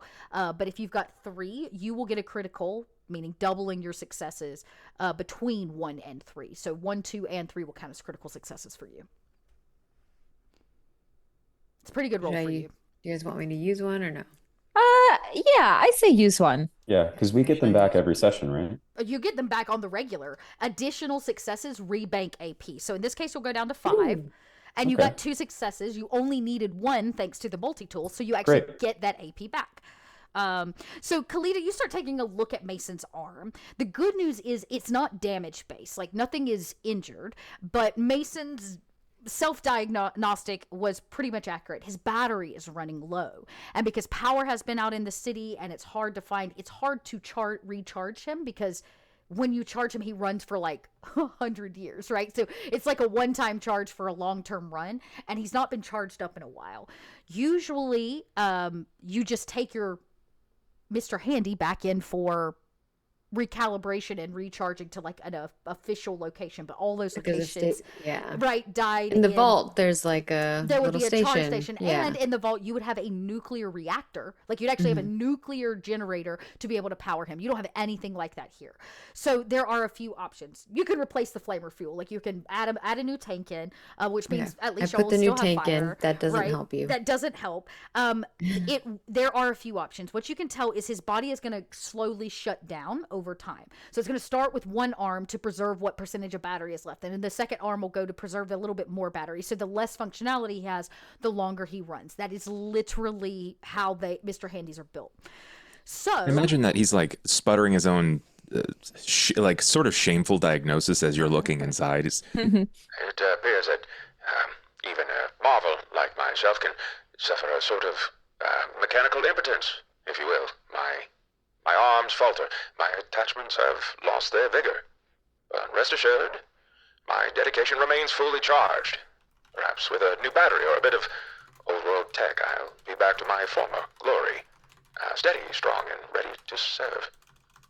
She smiles at you, like reassuredly. I think from her perspective, you're 100% going to be fine. He's absolutely going to be fine. As long as you needs is a can repair, good recharge, which right here you won't be able to provide him. Y'all don't have the generator power, you don't have the energy. But there is no actual damage done to it. So if you can find a good like something that could power him, you could recharge him, but he's going to be on a slow decline of like bodily functionality until he is completely recharged. Yeah, and she just gives you that like smile of like, and she just says, "Well, I'm glad you're in good spirits about the situation. Cleta, You're gonna be fine." You probably also find, just like for narrative, grabbing the rod here, you probably also find that there is what looks to be like a folded up, maybe like a drawing that's been tucked inside near his core. Do you think, is it possible that like Cleta might She would check pull in? that out, yeah. If there's some weird paper inside you. There is there is a what looks to be like a charcoal drawing of a female robot with the name Nuclea. I think she just kind of pulls it out and she's like, "What's this?" What kind of robot are we talking about? There's a lot of models out there. Yeah. It's the bipedal model, the one that like it's very similar to the one that's actually in town. Oh, the one that runs guns. What's her name? Daisy is the one next door. I'll remember it. It'll come to me. Cleo, KLE0, Cleo. Yeah.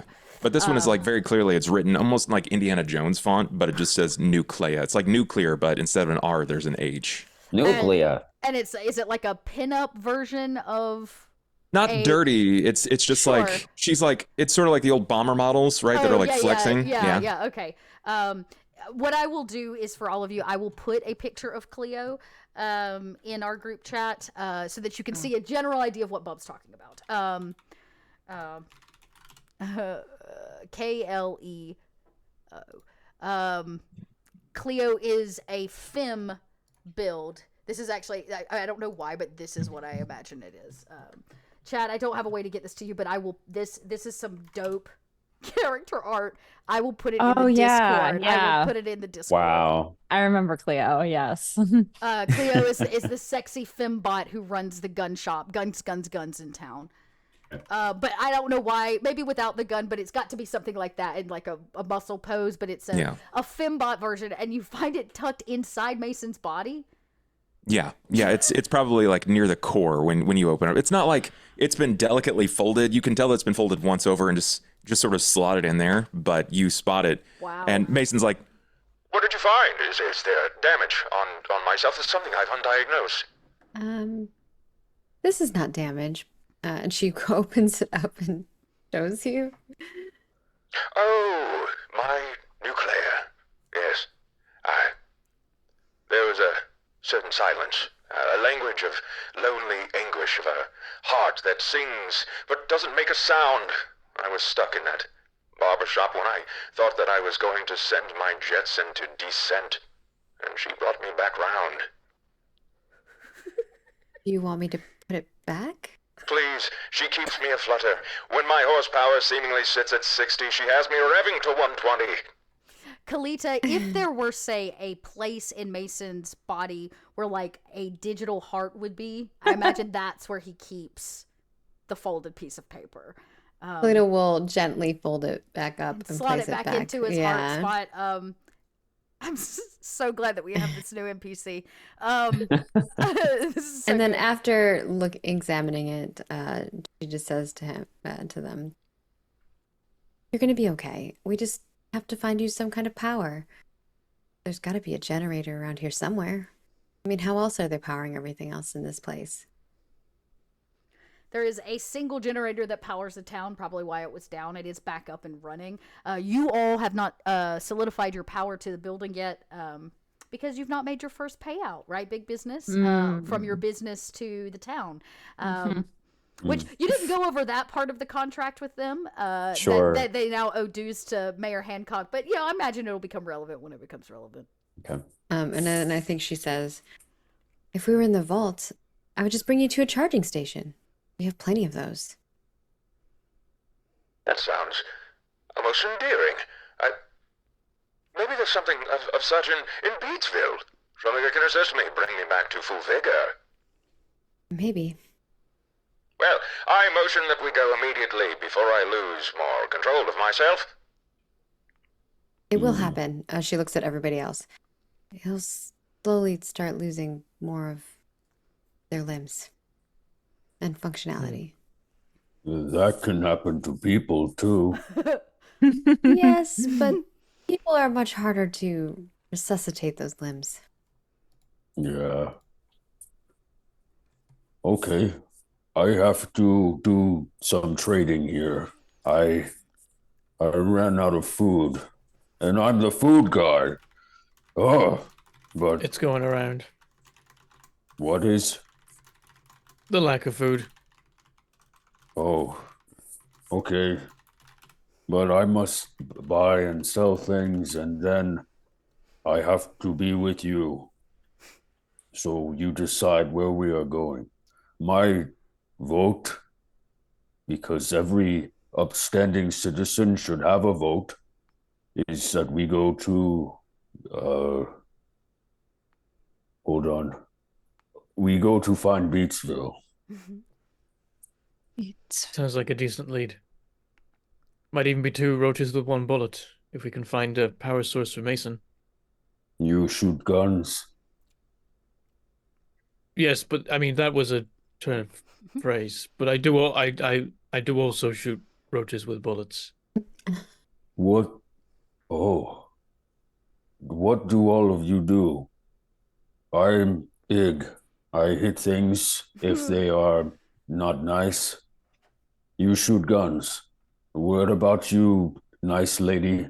He points at Sister Delilah. I love how Sister Delilah has convinced you she's the nicest person. Oh my God! I mean, this is well, great. most people who meet a supermutant like him, their first reaction, Oh, no yeah. offense They to said that Kalita, is like They said that they were a blessing. yeah, but hers is like, pleasure to meet you. So You are a fellow funny. child of, so he's a Love bit that. into her. Yeah, Kalita almost pooped her for reasons. pants. Yeah. So what do you do, Sister Delilah? That is true. What do I do?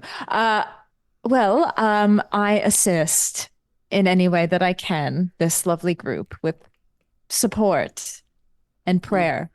You're nice to people. Yes, but I also shoot occasionally, and I pull out a gamma gun. This is different from his weaponry. Oh, Yes. someone shot that at me. It didn't work very well. It kind of tickled. Yeah. Who said that? That was good. I point at Kalita and say, "You have a baby and a dog. Is that what you do? What else? You're also nice, kind of." Okay. I'd like to think that I'm nice. The actual You nicest you person. are. Well, in You the you vault, do I learned about robots. science and medicine, Hmm. and I can Okay. repair things. So she heals people and robots. Do you heal animals? I could, maybe. Not really my You specialty. patched dog meat a couple times. Okay. And then you, guy, I point at Mason. you have a lot of words, and you make Yes. them sound funny. Well, thank you. I believe that my humor has remained intact after all of these years, yes. As per my skill, I am a professional barber and maintainer of all things mane and tail. That is not of use to you, Oh, of course, unless you my, have hair that I'm not aware of. no, but Misty and Susan have hair on their tail. You said something about a tail. Yes, well, what would you have me do? Perhaps a lovely French braid? Sure. What is that? Beautiful is what I would call it. And upon Missy and Susan, a delicate procedure so long as they are incapable of kicking me. I would take much delight in serving. They are definitely capable, but I will tell them to be nice. But aside from those skills, I must declare, I am oft haunted by a shadow. Only in the evenings. I've been referred to as many things, a burglar, an artful dodger, a cavalier rogue, an absolute silver-tongued swindler. A burglar? Yes, You have a thief that follows you? everywhere I go.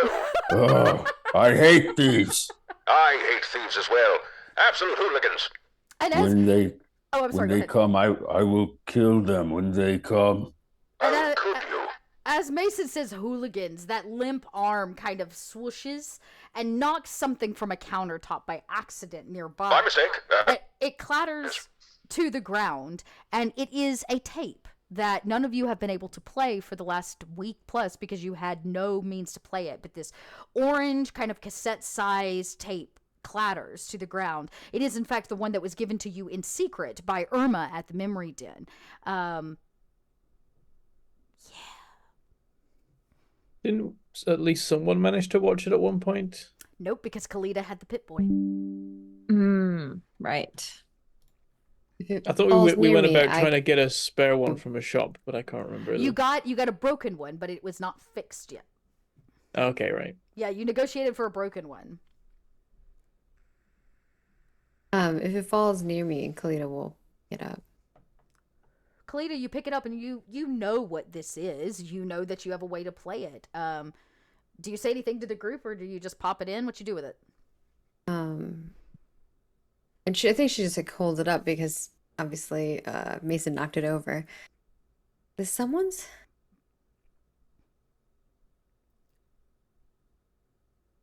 We didn't receive that from anyone. No, it's not an illicit good that we may have purloined across. Oh, what is that? Mason just walks away. It was acquired. You stole it? It was given to us. Some leverage had to be applied. Well, why did you want it? Is there something important on it? What is it? What's a cassette? It's about the last son of Atom. He was interested in it. Oh, play it. And so that's why we were interested in it. Kalita I want will to hear. play it. Kalita, you pop it in and we hear the heavy sound of the tape sliding and the face of it closing, and you hit play, and on the screen of your Pit Boy you see the voice modulator as like sound begins to start, but to your surprise it's not just a vocal recording, it's a visual recording, which is rare, I guess you could say. And what you watch is like on this little green screen on your arm is the video of a pre-war military man. It's very clear by like the ribbons he wears and the uniform, standing next to a preacher. He's in pre-war religious garb, and they are like unveiling or opening the doors of a new church. They're out front of this new church, and you can see like buildings still standing in the background, so you can confirm it is pre-bomb drop. And they're kind of like shaking each other's hands and posing for a picture. This looks like maybe a newsreel of some kind. And as the cameraman kind of pans to take in the crowd, and everybody's kind of clapping and oohing and awing, there's a bunch of military figures there and some general public. There is like a street sign, or like a definitive, we'll call it a landmark, I guess you would, of like a building street corner right before the camera cuts, revealing 2 street signs at a crossing. And then it goes like dark, like they cut the news feed. And then the tape pops open. What was the crossing streets? I don't know. The crossing of like that's not relevant. It is relevant because it was very clearly delineated in the video. It's like the crossing of like Juniper and, you know, Pumpernickel Street or some shit like that. Like it's just 2 names, but it is a location, a physical noting of a spot. It's old streets, which nobody uses anymore, old street names, but it's just like this weird footage. What does it mean? Well, first of all, I don't get a lot of cassettes with videos on it, so that's pretty amazing. And it looks like this is before the war, from all the buildings. What? Why was this of significance? What? Who gave it to you? Because I wasn't there with you guys, right? That's true. You were given it, if y'all remember, by Irma in private. She like pulled you into a room and under guise gave it to you, because the rules of the memory den are that certain memories are not available to be shared. And she was held against her will and forced to show a variety of tapes. She alluded to the fact he was interested in tapes regarding the military and military activity, and that this is the tape he left after finding. Like he got whatever he was looking for after viewing this tape. That the last son of Adam did. Because the man himself has visited Good Neighbor. Yes. He was looking for some clue from the past to something that he could do now. But considering this is the last one he saw, and then he decided he was done, got what he wanted, this must have some kind of clue. Maybe my guess would be the church or the street. Yeah. Was there any any mountain in the background, or like landmark? You see mostly like low skyline cityscapes. You're talking like apartment buildings, kind of suburbia on the outskirts of Boston, which means it's not, whatever this location is not in the center of the Boston area. As Kalita maybe uses the single knob on the Pip-Boy to like scroll forward and backwards kind of slowly to take in like screen by screen, you see that nearby this church seems to be like a military blockade, like a street blockade. Mason, you're the only one that's pre-war, but you would have a general idea of this, that when the United States was in war with China before the bombs dropped, which is what escalated to everything, the military began to blockade and protect certain cities in a variety of different ways. They would put up these pop-up stations where they would check cars, where they would check people, where they might even set up like a temporary docks to ship in supplies so that they can't be stopped or blockaded by the Chinese. There were a variety of things that happened regarding the military. And a lot of that activity with the military was partnering with civilian locations, such as a church or such as a whatever. If the military, would you know that? No, because you're not a military bot. So yeah, you would just know that like before all the bombs dropped and everything went down, the military was highly active in, near, and around the Boston area, as with many cities. And it's normal to have a blockade like this, but if it's near the church, then maybe the military and the civilian location were working together in some way.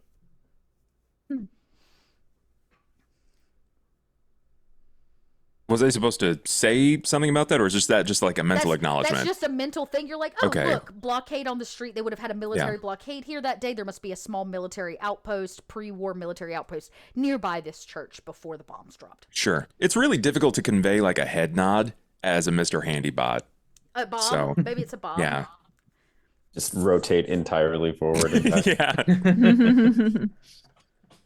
And you watch it over and over, trying to pick up on like the small and minor things. But so much of it is pre-war that it is really foreign to a lot of you in terms of, you know.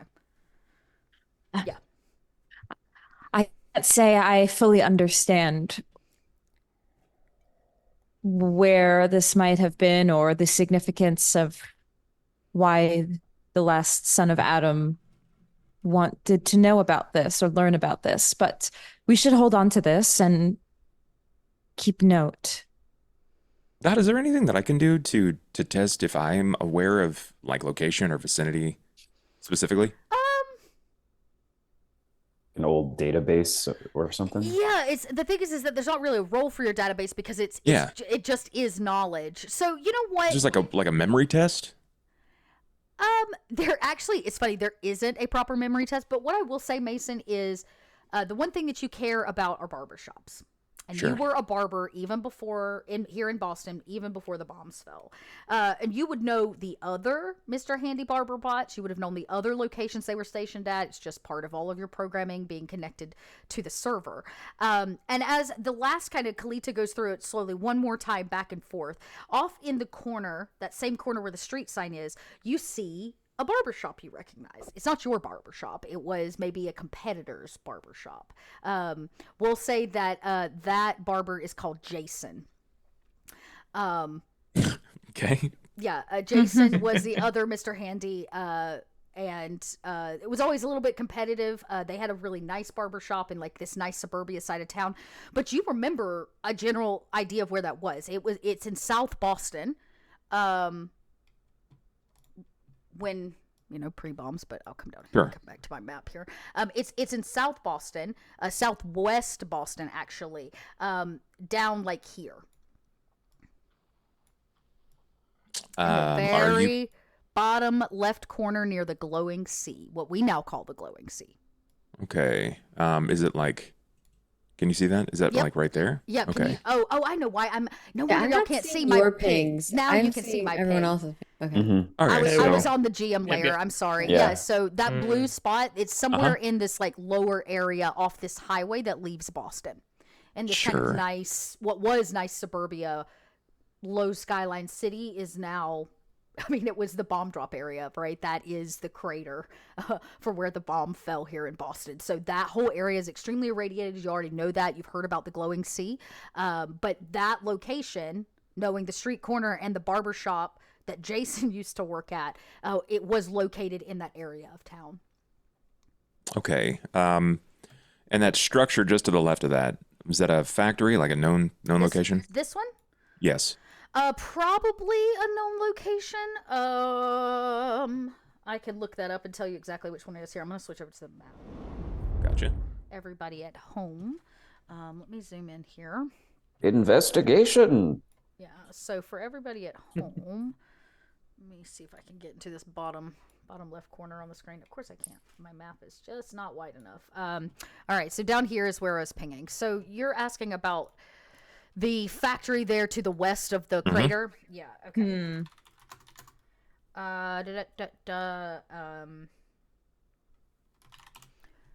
That is, I can tell you exactly what that is.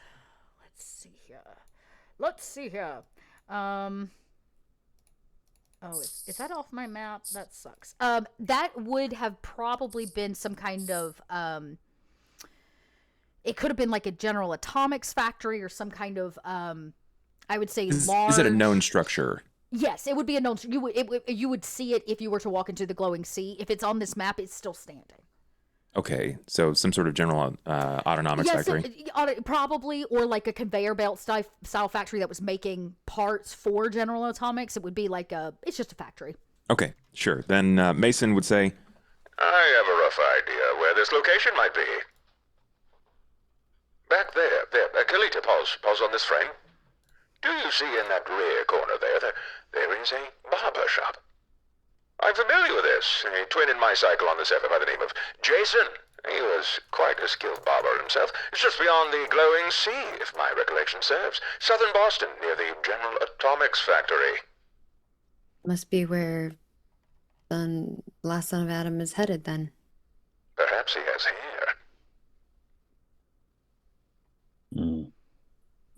Yeah, literally this location in Fallout 4 is unmarked. So it could have been whatever kind of factory we want it to be. It literally is called the Decrepit Factory. There you have it. Now, I must say that my knowledge spans from what was beyond the pre-bomb drop, of course. So what we may find is something rather decayed, dilapidated, decrepit, if you will. All right. Interesting. Well, it's a lead on what Yes. the last son is up to. I take the cassette out and I hand it to Sister Delilah, because they had said that she was like she wanted to keep it. You put it in the pocket with the I- symbol. I'm just collecting things. Like I have like this little. I wanted to keep the theme going of you yeah. collecting the things. And some trinkets. I have you see Delilah has like a bag, like she wears like a satchel bag, and she puts it in there and it jingles with like more things in there, and you These see are Ariel. Yeah. And she just holds on to it. Well then, thank you for taking a look at that. But I suppose we should start getting ready to head out.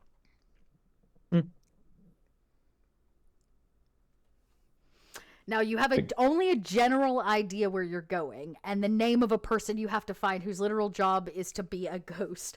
But I know of one potential dead drop location. Yeah, you know a general area that where he dead drops, right? He has multiple locations, but yes, there is some opportunity there. Oh no, We have a heading. Yeah, so you're gonna head out. Okay, cool. So and one more thing too is mentioned before was the Minutemen were heading to the coast to look for something that had to do with food. Yes. Where is that on the map in comparison? You have not located it yet. You know that what the group knows is that the Minutemen are checking out a crash site where a large freighter, when the storm, the kind of atomic winter first arrived, like when the big blizzard blew in for the first time, knocked the ship inland and crashed it into the shore. All they told you is that they were headed to the coastline, to like the northeast. So it's going to be along this coastline here. Yeah. Okay. You are currently, this is Diamond City, so Good Neighbor is like up and in here, I believe. And the glowing sea is obviously very, very, very far away. Okay. Now, the area for Beatsville is somewhere south of Diamond City, north of the marshes. So it's basically, it's going to be in that whole general area there. Okay. Yeah, and as we leave the hotel, Big Business definitely wants to. He knows we're going to need food on the trip out, so he's going. Even though food is very low here, he's going to try to buy it off of people, and will otherwise, if anyone has a shopping list, then Big Business is in the business of loans and debts. So let me know. With interest, no doubt. Yeah. Well, I will tell you this, Big Business. As you go around Good Neighbor, to your surprise, food is, very scarce, especially since the last time that you came through. It's been a while, since before the storm hit. And it's no wonder that the posters around town say a Kim a day, what is it? It keeps the cold away, right? That the people here are not eating enough and replacing food with Kims. You can see it on people's faces. You can see it on the way they're acting as they walk around town. And the Third Rail, which is the bar in town, is even light on food. There's plenty of alcohol to be had, but there's not a lot of food. In fact, most of the food in town is currently held by the crew that you're standing with, because they raided a train and brought a bunch of food with them. Ah, okay. I think then the only thing big business will do then is there's actually a thing you can do if you have a packed Brahmin. You can milk it, and the milk is an item. So I think in that case, given that the group already seems to have some food, and we're probably going to find some food since we're the ones going out to go look for all sorts of stuff. Yep. I think I'll sell some milk. Yep, let's And that's see. all I'm gonna do. So some things to note. Brahmin milk heals radiation damage. Okay. It has a natural healing ability. And a bottle of the Brahmin milk will run you about 15 caps right now. Nice. So pretty good. you would be able to get, there's 2 heads, so we'll say there's 2 bottles worth of like milk. So you can either take the 30 caps or just take the milk with you. I will sell one for 15 to someone who, I know mechanically it gets rid of radiation, but does it have any nutritional value for anyone? It does increase 1 HP.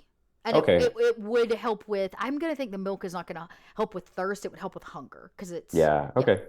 I'll give it to someone who seems like they need it, but who also has probably the caps. the pregnant lady.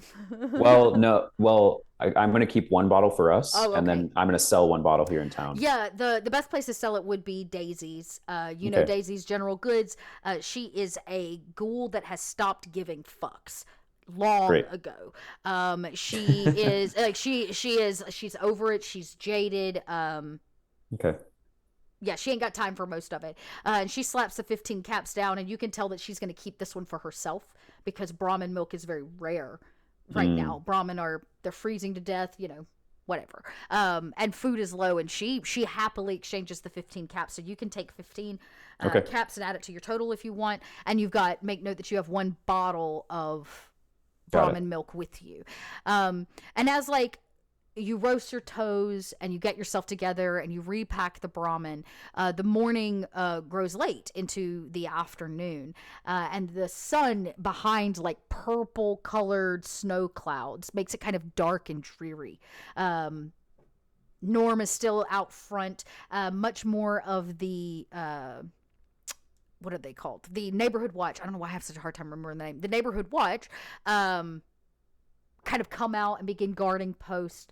And big business, you never hear from Mayor Hancock. He never comes out. He doesn't make a speech. He doesn't walk the town. He remains locked away as the caravan kind of gathers itself and leaves the gates of Good Neighbor, where we're going to take a very quick break because I realized I ran over our break time, but it just didn't feel like the right spot. And then we'll be back with the travels for this crew.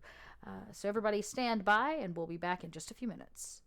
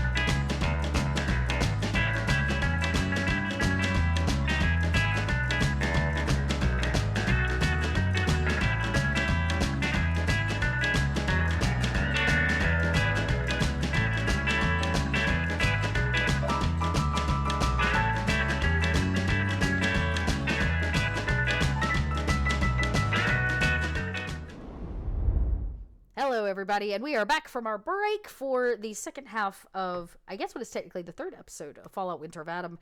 Thanks for joining us. You still have a chance to fill the rad bar, glow bar, I don't know what we want to call it, but it's the bar of chaos is what it is. I'll add some things. You can hit that link right there, and all of that money goes to support the faces that you see on the screen before you. Let's pop back in. So all of you decided that your best option is to go looking for the thing that can't be found, one of the many things that can't be found, with only a general direction. And I need a navigation check. I need somebody to head up this check. Now, in Fallout, the way this works is you basically choose a variety of things to show how difficult the journey is going to be. So every journey starts out at 0. Is this journey along an established route? No, you don't know what that route is. Are you familiar with the area? No. Is the area... actually, you know what? I'm going to give it to you because I would say Big Business and Mortimer have a general idea of what some of the dangers in the area could be, though you don't know where you're going. I was gonna say. I'll give it to you. Yeah. Is it under the control of a friendly faction? You don't know. Have you been given good directions? No, you've been given very general directions. And are there obstacles in your path? Actually, there are no obstacles. Most of it is open area or like completely leveled cityscape. So it's going to be a 3, not just to find it, but to just navigate to start finding it. And then I need to choose who the navigator is. So I need somebody to roll a survival check here. It should be in survival endurance. And then whoever... That is not my strong suit. Whoever Same. the I have good navigator survival. is. Do you? I'm decent Surprisingly. at survival. I'll I'm give good it to at you, survival, Mortimer. but not endurance. It's I've got it as a I have tag it. skill, I have it so- tagged also. Surprisingly. Oh, nice. Great. What's your total? Because mine's 10. If you're better, you should do it. I'm at rank 4, so Plus your endurance. plus my endurance. So no, you're higher. You're higher. So Okay. I'm 9. What is your total, Zach? Do you have any survival? I don't have it tagged, but my total is 13 That's Oh. huge. Okay. because I have Whoa. Oh, I have okay. 9, I think, because I have 9 endurance and 3 survival. And 3 Holy survival, shit. so 13. Okay. You Yeah. are, I would say you should make this roll. And if Okay. you need some support, Mortimer should help you with that. Okay. You need 3 successes to start. Now, as the navigator, I need to know, are you traveling cautiously, normally, or in a hurried state? Not a hurried state, I would say, and maybe not necessarily cautiously either. I feel like we're the sort of group we kind of want to run into trouble a So little you're bit. just traveling normally. So if you're Yep. traveling I think so. normally, we're going to decrease the navigation test difficulty by 1, but the complication range increases. Wonderful. So if you're traveling normal, because you're trying to be found, right? That is literally the point. So the test will go from 3 to 2. So you need 2 successes to successfully do what you're trying to do, which is begin locating Beatsville. Okay. And if you roll a 19 or 20, a complication will happen. So Got it. Start with the survival endurance check. Do not forget you have plenty of AP to spend. You have 6 Okay. as a group. Do we have to Well, decide to use we're the 5 AP? now because we used 1. But he got also it back. He got It, it back. it was refunded. we Oh, got it okay, refunded. He got it back Sorry. because he got more than he needed on the roll. So you got it back. So you're actually at full. That's true. Well, wait, but even if we are at full, that's still 5 total players. Not with dog meat. Dog meat. Okay, gives dog us a meat 6. counts. Dog Okay, meat, great. as long as he is an active participant in story, Nice. yeah, he Okay, gets cool. he gets the AP.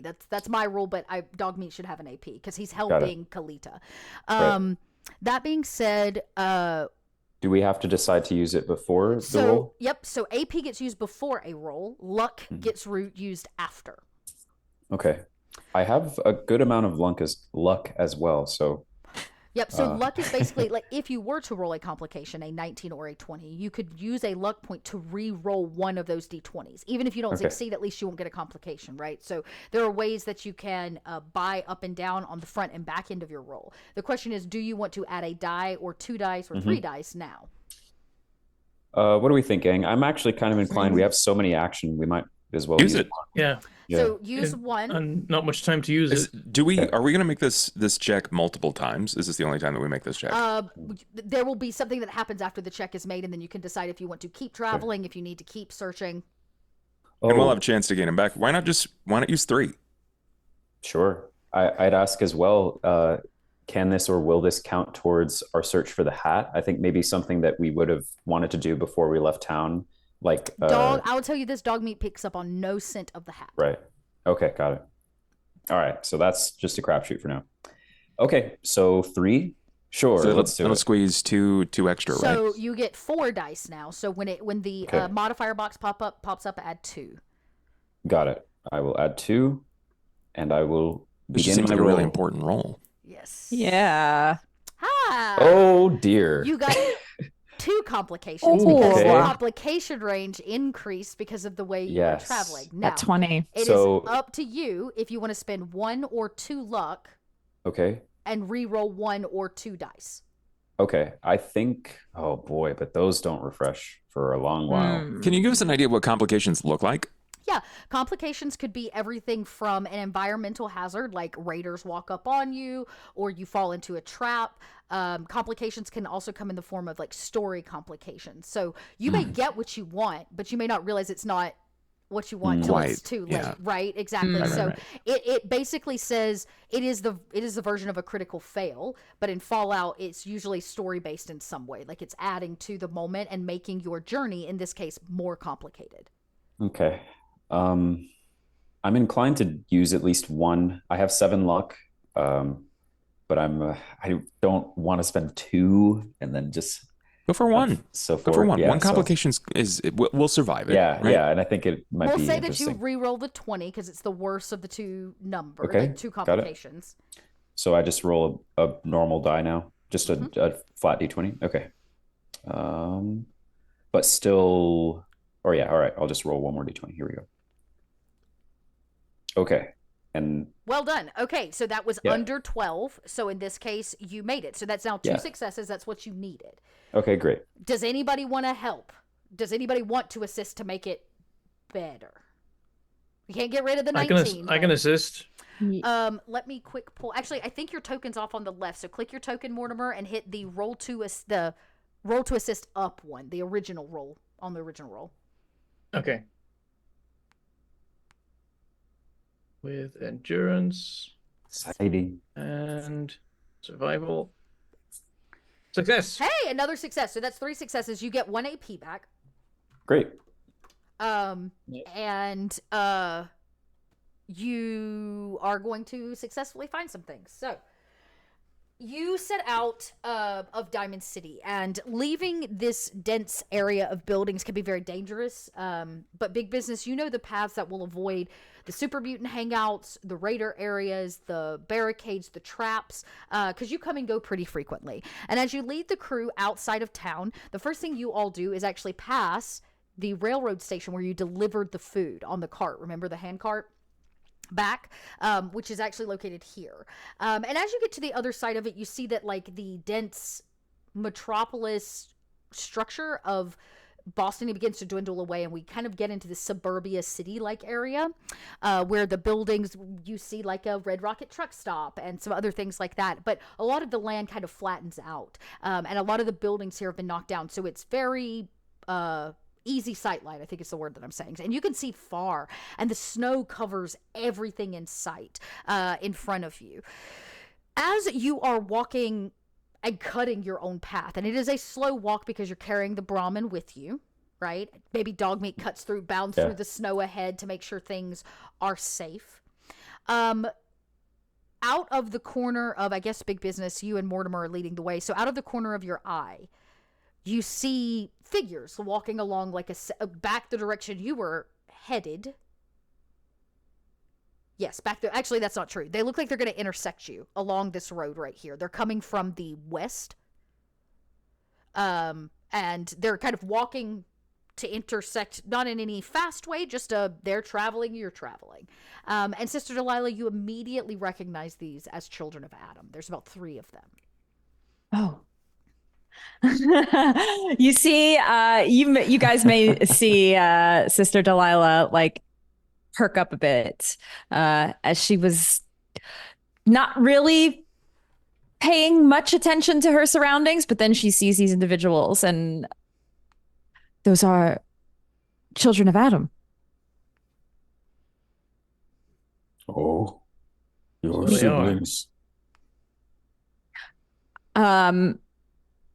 I think that Sister Delilah is going to go approach them. I had a feeling you might.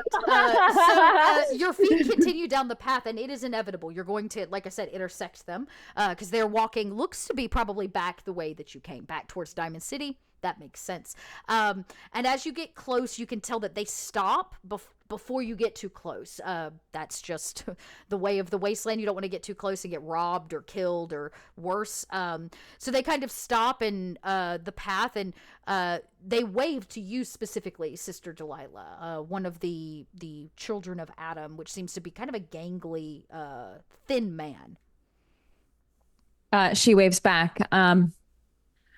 My brothers and sisters, it is good to see you on the path.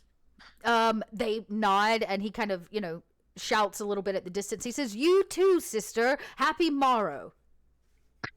What is there? To which way are you heading? Back to Diamond City, or? Yes, word has traveled that Diamond City is the new Mecca. We want to see it for ourselves, bask and bathe ourselves in its water. And where do you all come from? I'm curious. Oh, they kind of look at each other, deciding what they want to say, and he says, "We have come from west of the city. We left our community. We were..." He stops and looks at the both of them, and he says, "We were kicked out of our community for our beliefs." I understand that. Unfortunate, but I'm sure you will find much more welcome in Diamond City. I was just there not too long ago, and you're right. It is quite a sight and a great place for you all to be. So I wish you well on the rest of your travels. You're nearly there. Oh, he says, "Thank you very much." And at this point, they've kind of closed the gap, and he's looking at the rest, and he says, "Are these your..." Companions traveling with them. "Oh, I see. Traveling. You're headed to the glowing sea." He points his finger at you. And southwardly, because technically you're taking this road right here, kind of south. That is the eventual goal, yes. I am currently on a bit of a pilgrimage to find the last son of Adam. Us too. We would like to see it for ourselves, this Messiah. I imagine that he is unlike anything I've ever experienced. And they all kind of like, "Oh, yeah, the last son of Adam." Yes, and I don't suppose any of you have seen on your journey up here any spots of interest, or maybe perhaps a place where people have been trading or collecting goods by chance. We're looking for some things for our own journey and pilgrimage. He kind of looks around. There's not a lot around here. And he says, "There wasn't much from the path that we traveled." He said, we passed an old hotel. Basin, that would be the one that you and Grant were shacked up in, this one right here. And he says, "But honestly, we've tried to keep a low profile until we can get to a safer location.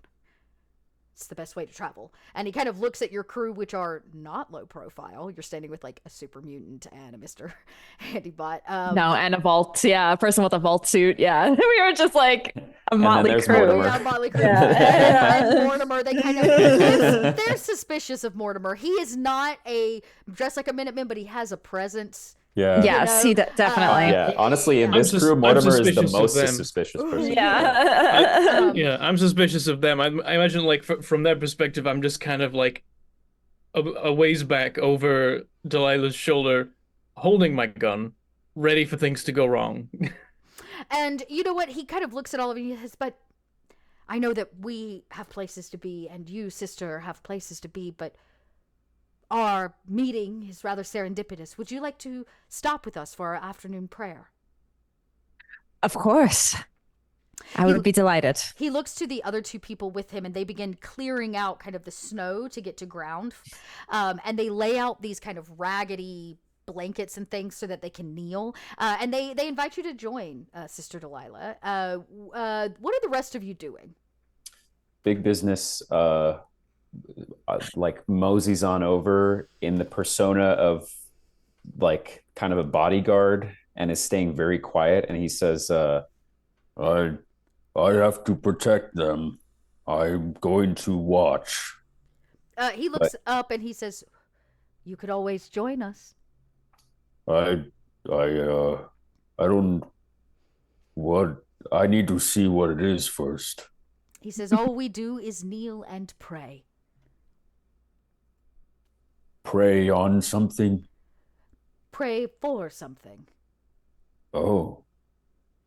I will watch. he crosses his arms. And they kneel with their backs to you, like kind of in a row, and they invite Sister Delilah to kind of be in the middle of their pod. What about the rest of you? Alita's observing, not really sure what's going on. But if she's invited to join, she might partake. She doesn't really know what she would be doing. It's definitely weird.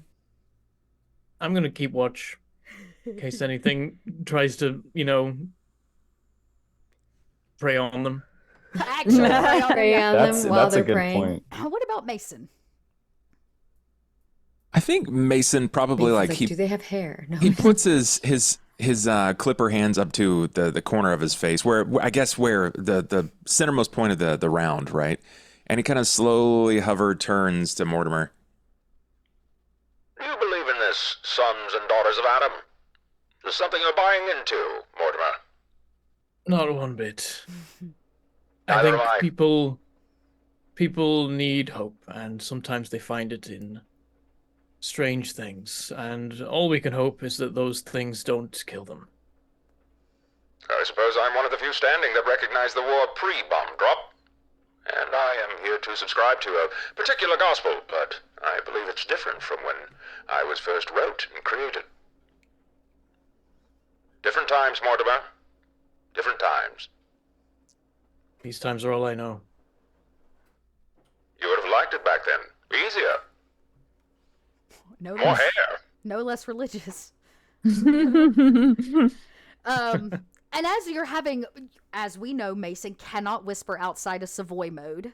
Correct. So this is a very loud conversation. And as they're having this loud conversation, Sister Delilah, you're kind of brought into this very private moment. The snow is almost built up like a barricade around you where they've cleared this area. And they kneel next to you in a rather humble way. And they place their hands in their lap. And he looks to you and he says, "Is there a prayer that you usually say? Your name one more time?" Delilah, Sister Delilah. Sister Delilah, I am Jacob. Nice to meet you, Jacob. Yes, I would be happy to lead us in this prayer. And she kind of like grabs hands and like closes her eyes and the whole thing. And she just says out loud for everybody to hear that, my brethren, let us share the waters of light and understand the fulfillment that Adam brings. Let us know his glow and be truly enlightened. Those who do not understand and do not see, perhaps their eyes to be opened. And when we one day do reach what we are seeking, the grace of Adam's glow, may we never be empty again. Oh, praise Adam, praise Adam, praise Adam. May Adam be with us always. Always and forever. And they kind of nod and you feel him like squeeze your hand tight, and he with you kind of shoulder to shoulder, he leans over and he whispers to you. It looks like he's praying, right? His eyes are still closed, but he kind of has a private moment with Sister Delilah. And he says, "Sister Delilah, I feel moved by your words. More importantly, I trust that we share the same vision of the future." He says, "I don't know what it is you're seeking out here. But you are not the only person looking for things amongst the wasteland. Rumor has it that the last son of Adam seeks new communities, hidden communities, to bring into his flock. One particular one, a strange creative community. He wants to bring these inventive people into our fold, make us the next enlightened. He seeks Beatsville. If you find it, sharing it with him would assure favor from our Messiah. She nods quietly to that. I understand. He says, I had a feeling that you would. And he squeezes your hand one more time, and he says, amen, loud enough where, like, everybody gets the end of it. Yes. It was pretty underwhelming, big business. Like, all in all, it was a pretty underwhelming a little thing. strange. Yeah, a little strange. And a complication arises. Sister Delilah is now potentially faced with what to do if Beatsville is found. And once the prayer has ended and they pull up their rugs and their blankets and they repack only what they're carrying on their backs, they all look at you and they say, may Adam bless your day and safe travels. You as well. And she nods and waves them goodbye. And he says, I hope you find what you're looking for. And this big smile of, like, empty teeth and rotting gums meets you. She looks back to the rest of the group. Thank you for the quick stop. That was important to me. Oh, Always happy to indulge. Well, they didn't seem to find what we were looking for along their journey. They're heading toward Diamond City, of course, but I suppose we'll have to keep along. Are Right, back to they it. your siblings? Yes. Yes, they are. Big business, they are siblings in the way that you and I are siblings. You're going to confuse him even more. His left eye starts twitching. We are siblings in faith, not perhaps by blood that most people would understand. Oh. Yes. It reminds me, I met a girl once who lost, she forgot, that's not the right word. She couldn't find her dad, and so she would try to find her dad. And so you are trying to find Adam. Yes. Post-apocalyptic daddy issues. Got it. Yeah. And I say, I look at Kalita and say, You are trying to find your husband. Your husband is...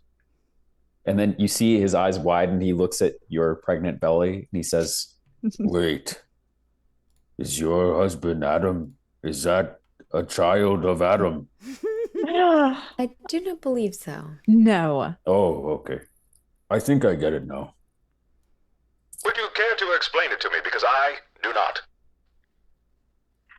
What? Any of it. Well, it goes like this. and we keep going. And as you talk the birds and the bees, basically, to Mason from the perspective of a super mutant, you walk a little while longer through, like, crunching snow, empty space, ruined buildings, and you see a whole lot of fucking nothing. It's cold, and the wind, though today is not, like, whipping at the point of knocking you down, there's still that, like, whistle and snow being carried on the air as it brushes, like, ice against your face. And you get to the point where you're kind of standing in a field. You have no direction. You don't even know if you're going in the right direction anymore. You're right about here. And eventually it's going to get dark.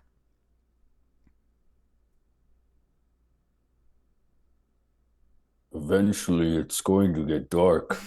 We should find somewhere to rest. Indeed. In the dark. Strange creatures come out. Dangerous. Keep an eye out for some kind of building we can use for shelter. Yes. So preparing a campsite, I heard. Yeah. Yep. Yes. Yeah. Okay. There's some creepy things out there. And we don't have any indication of how we're just like, we're vaguely heading in the direction of the dead drop site, right? But yes. Okay. Again, you want to go to the one that she like pinpointed you to. Right. Yeah, you know that it's not far. Supposedly it's just off this road right here. Okay. So like maybe tomorrow we would... Or you can try to find it tonight and then camp nearby the dead drop space to see if Dave comes. It's up to you, really. We should probably camp while it's dark and not search in the dark. So... All right. Yep. Yeah, maybe we stop now. And Well, it's only mid-afternoon. I mean, there's still light out. You have a few hours, so it's up to you. So we could forge onto the dead drop spot, set up camp there, and then just watch to see if anything is dead drop there. If we could do that, that would be perfect. Okay. So you kind of you know you've got Maybe to we're going more quickly. Yeah, you pick up pace a little bit. You get moving because you're really close, but at this point you're trying to beat light. And as you come into what is a small strip on the outskirts of like a little town, there's a was a gas station, probably a diner of some kind, the basic like storefront kind of strip. What you are looking for is a baby carriage on a street corner. Like nearby in this little nook of businesses. I will take this is actually a custom roll. This is a perception survival. Remember, you can make a custom roll by going to the yellow D20 at the top of your character sheet.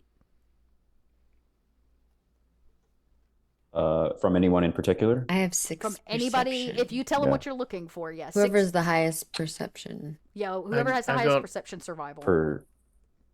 I got 9 in that and a tag skill. I have 9 as well. Yeah, that's pretty good. If attack Mine is lower. Okay. Then how about y'all are all looking around? Kalita and Mortimer, why don't you just both make the roll? Because you may find different things. Who knows? Okay. My perception's pretty high. Can I roll that as well? Mm-hmm. Okay. Yeah, you can all roll it. You're all looking, basically.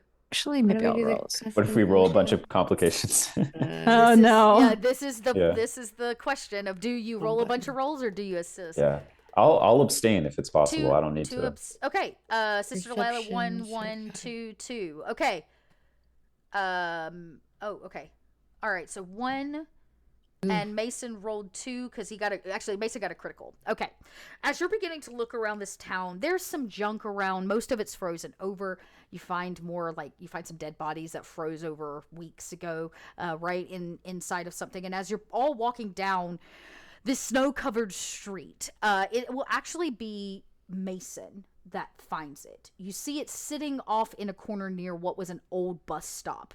It's kind of pushed up to the side. There's a baby carriage there. But what cues you that this is probably the one that you're looking for is that the wheels have been bricked so it doesn't roll away. Right? Like around the bottom, junk has been piled and things like that. And the lid of this old baby carriage, the piece that pulls forward, is closed. Mortimer! Yes? Mortimer! I think I found it. Oh, let's see. I spy with my very 3 eyes. That right there. It looks the part. I'm gonna approach. You approach the carriage and do you open it? I think with the tip of my rifle, I open it in case it's like, gonna bite my hand off. It creaks a little bit, and as you peep it open, probably expecting the worst to your surprise, you open it up, and on the inside are maybe like some canned pre-war food, and so just a junk, like an old teapot, like keys of a typewriter, like just some weird junk is like piled high and underneath a blanket inside of this baby carriage. Hey, how does this dead drop thing work? Is there a system? Someone leave something and then they leave and someone takes it and leaves something else. Correct. Okay. I like grab a can and like look in it. Yeah, you kind of pick up one of the cans. It's like an empty tin can. There's some like shitty plastic bottles and stuff in here too. You don't see anything. The only thing of interest here would be some food. Most of the average person, this is just junk. No value to the average person. Maybe we camp and watch it. Sounds like a plan. Not a bad idea. I put the can back in the spot that it was and I close it. I'm like, I don't know if there's a system Yeah, here or you pull what, the but I'm just gonna blanket leave it back as I tight, found it. Yeah, and you put the lid back down. And there is a building, a decent one nearby. I would say it would be pretty easy with what you've got to set up camp. The hardest part is going to be hiding the Brahmin if you want to keep them close, because they're not small creatures. Yeah, I wonder if big business would have a system for this. Maybe he would just let it graze almost, like he would Naturally. take the pack off, because sometimes he needs to dig through the big net that he has anyway, so he might just make it. Yeah, you haul the saddlebag net thing off of the back of them and let it graze naturally, which is smart. And you all kind of set up a measly camp on the inside of probably what was a convenience store or small general store. Pre-bomb, the shelves are basically empty, but it has the most walls standing, even though there's snow on the inside. Mason can light a fire with his limp arm, and you all kind of wait it out. Who's taking first shift? Actually, who is going to take a shift to look out for this situation? Savoy. Everybody. So everybody that's gonna take a shift is gonna make that same survival perception custom roll. I will again. sleep as much as needed. I will say this: you will not get as much sleep, which means all of you, anybody that stays up to do a shift, will wake up with 1 slash of fatigue. Ooh. That is Okay. What does fatigue do? That's a great question. Fatigue will eventually affect. So there's a bar. It should be under your survival bar. There's one that says like hunger, thirst, fatigue. When you don't get enough sleep or you use too many drugs that keep you awake, you will take excessive levels of fatigue, and as you do, it will add negatives to certain skills. Right. Okay. So it might affect your perception, therefore your aim, because you're tired. Or you might be too tired to lift something, so it affects your physical piece that way. But all of them, thirst, hunger, and survival, will all, as you take more ticks, directly affect your stats down so that your rolls become harder. Okay. For what it's worth, if some people want to abstain, big business has got, he's a big guy, so I don't mind taking a bit of fatigue. He's probably used to it. Yeah, I'm already too fatigued. So like I said, I will I will sleep. You should sleep. I'm pregnant. Yeah, so you should sleep, and yeah. it will relieve one of those fatigues. Just want to remind you guys, Mason doesn't sleep. Oh yeah, that's right. It doesn't affect you. Anyway. Right. Yeah. Okay, cool. So that you literally can't take a negative. You can just be up being Savoy all night if you want to. Oh, and he will. All right, so Delilah will sleep then too. Okay, Delilah's gonna sleep. Does anybody else take a shift? I'll sleep as well. If we've got 2 people doing it, then This is beautiful. Big business and Savoy take one. No, they're gonna get in trouble. Yeah, they're gonna get up to all kinds of We shenanigans. won't find out till next episode. You've been traveling all day.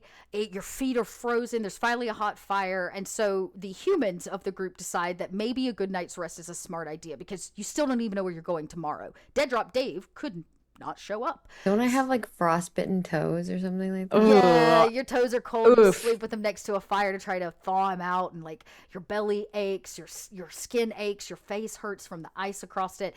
And as you all sleep that night, Mason and Big Business take up a watch shift.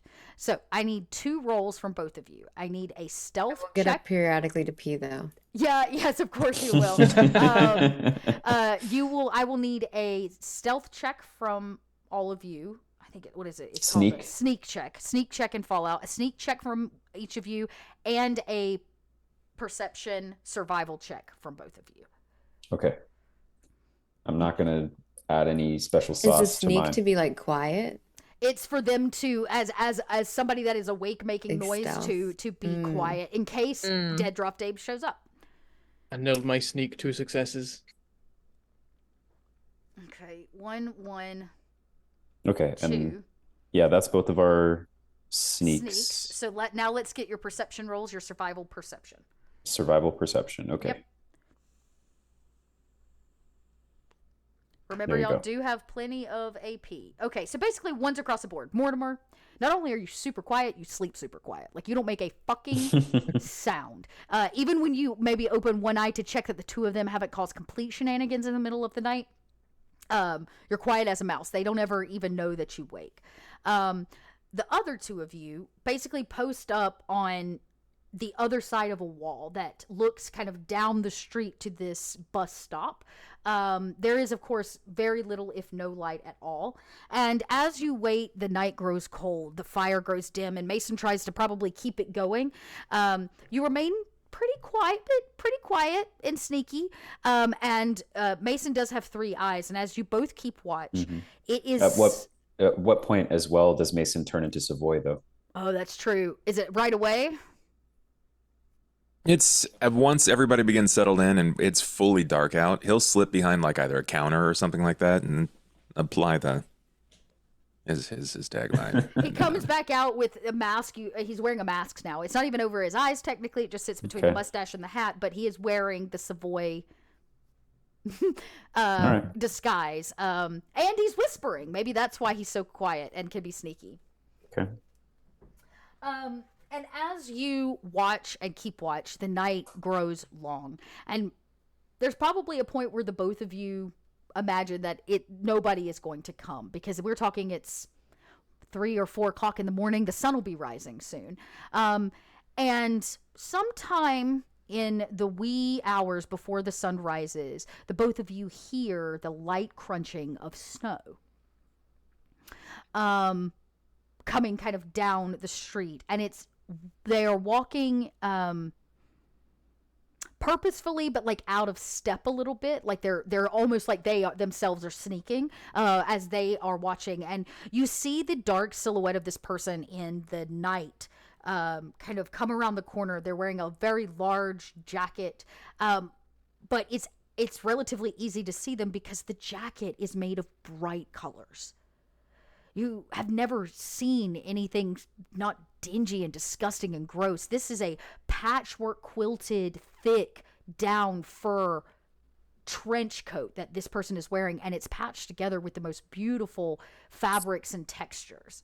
And that is actually what makes noise. This jacket, as like the different fabrics, which include plastics and all kinds of stuff, shift and move about. And when they are satisfied that they don't see anybody, you see them walk over to the baby carriage, lift it, pull all the goods out, and put them in like a satchel bag that's probably about twice the size of the one that Sister Delilah has. Like, it's a big one. And out of that carriage, or out of his jacket, a pocket in his jacket, he puts into the carriage a stack of papers. And the blanket goes back in, he closes the lid, and he goes to walk away. Do you do anything? Big business. I believe we've found our prey. Look over. The purloin preys upon the prancing peacock. Look at those vibrant colors. What's on your face? What do you mean? You have a... I reach to remove it. One does not touch the master's disguise. Oh, I'm sorry. Okay. Wait, You have keen vision. Perhaps you were an inspector in a previous life. Inspector business, if you will. maybe. I wonder now. You said that at night someone likes to steal from you. I wonder if that's the same guy. And I point at the guy by the baby And carriage. he's just starting to like walk away and begin to get smaller into the darkness. We should stop him because he might know things. He as you both start like walking in the direction of the door to find them, Savoy says, No one has ever stolen from Savoy. Yeah, I think Do you wake big the party? business. How far away is this person at this point? They are basically a block up. You posted a block out so you wouldn't be seen, right? By like firelight and stuff. So they're a block up and he's beginning to walk away. Yeah, I have a feeling. What? "Can Savoy Oh. just grab something off like the counter? It doesn't matter what it is. You decide and just like chuck it at Mortimer." Yeah, I think I think big business is going to sprint towards this person. Oh my god, this will be great. Okay, big business starts tearing ass. We hear the big heavy feet of this Superman. It's like, Savoy, you grab something off the counter, which in this convenience store might be like, I don't know, this is Fallout, like a tin can or a box of something of fancy lad cakes, and you lob it at Mortimer, and it gunks Mortimer harmlessly in the head, waking you up immediately, Mortimer. Mortimer is dead. No, just kidding. I'm like, scrambling, like, what? Ow, what? Our target has made themselves known. Ready yourself. We're on the Oh, it's go prowl. time. As both of you get up, do you wake the other two? I will wake the other two.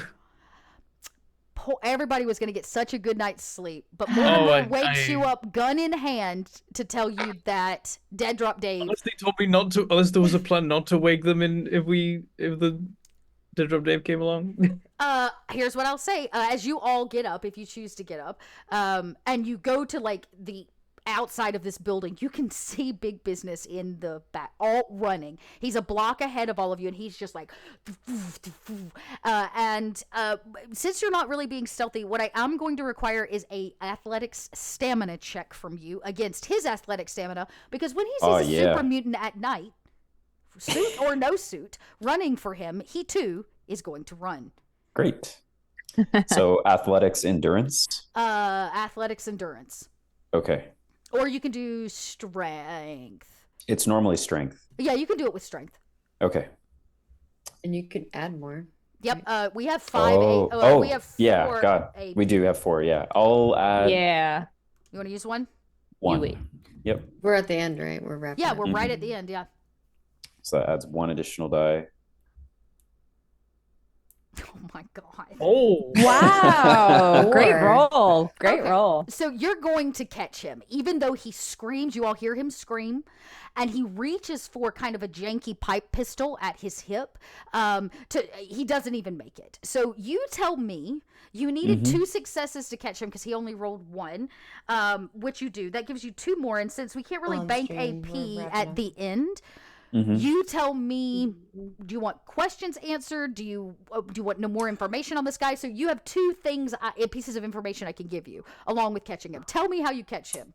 I think big business chases him down without a word, because this has probably happened a lot of times, and he's learned that saying things just scares people more. It just makes it worse. So it is worse in its own way. Not saying a word is that someone chases you down, but I think actually, given everything, the best case scenario, the absolute best case scenario would be running up on this guy and knocking him out in such a way that we can all go back to sleep and interrogate him in the morning.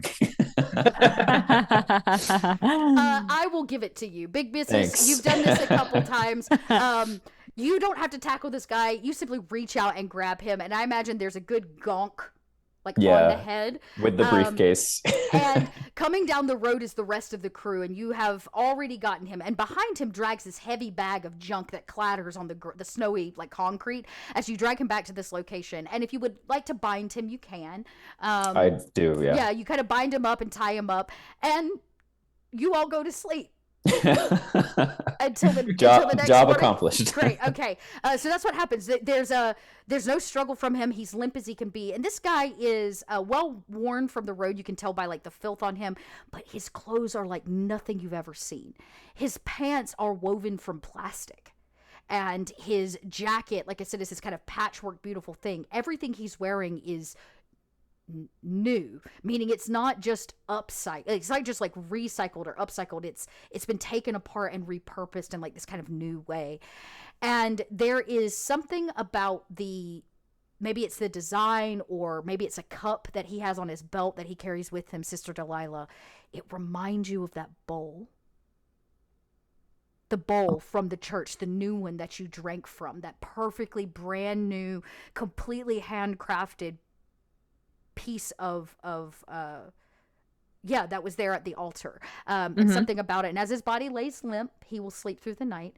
And I guess the rest of you get a good night's sleep with a hostage in hand. And I guess next week we'll find out. Amazing. We'll find out what you're going to do with him, because you have a hostage now. Mission Great. accomplished. Yeah, that was easy. Good job, big business. I was going to make it more difficult, but you rolled a 4. I was like, how was I supposed to do it? Like, that's ridiculous. So, okay. Let's very quickly, I'm going to change screens here. Next week, everybody, will be back at 2 p.m. for more Fallout Winter of Adam. If you donated to the bar, thank you very much. I do see that we got about halfway there, and I did add some extra chaos, and thanks to that 19, we were able to get a proper complication in there for our story.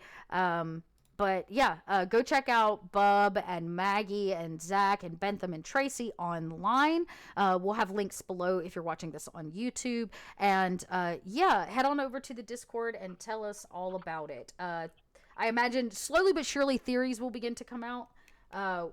We don't have enough information yet, but I want to hear y'all's thoughts on the tape. So we're going to go record an after show and hear the cast thought on the tape, and we'll be back next week to maybe find out who this poor guy is. I actually feel sorry for him now. I actually feel sorry for him. All right, everybody. We will see you next time, next week, next Saturday, here on Pod by Night for more Fallout Winter of Adam. Bye-bye. Bye.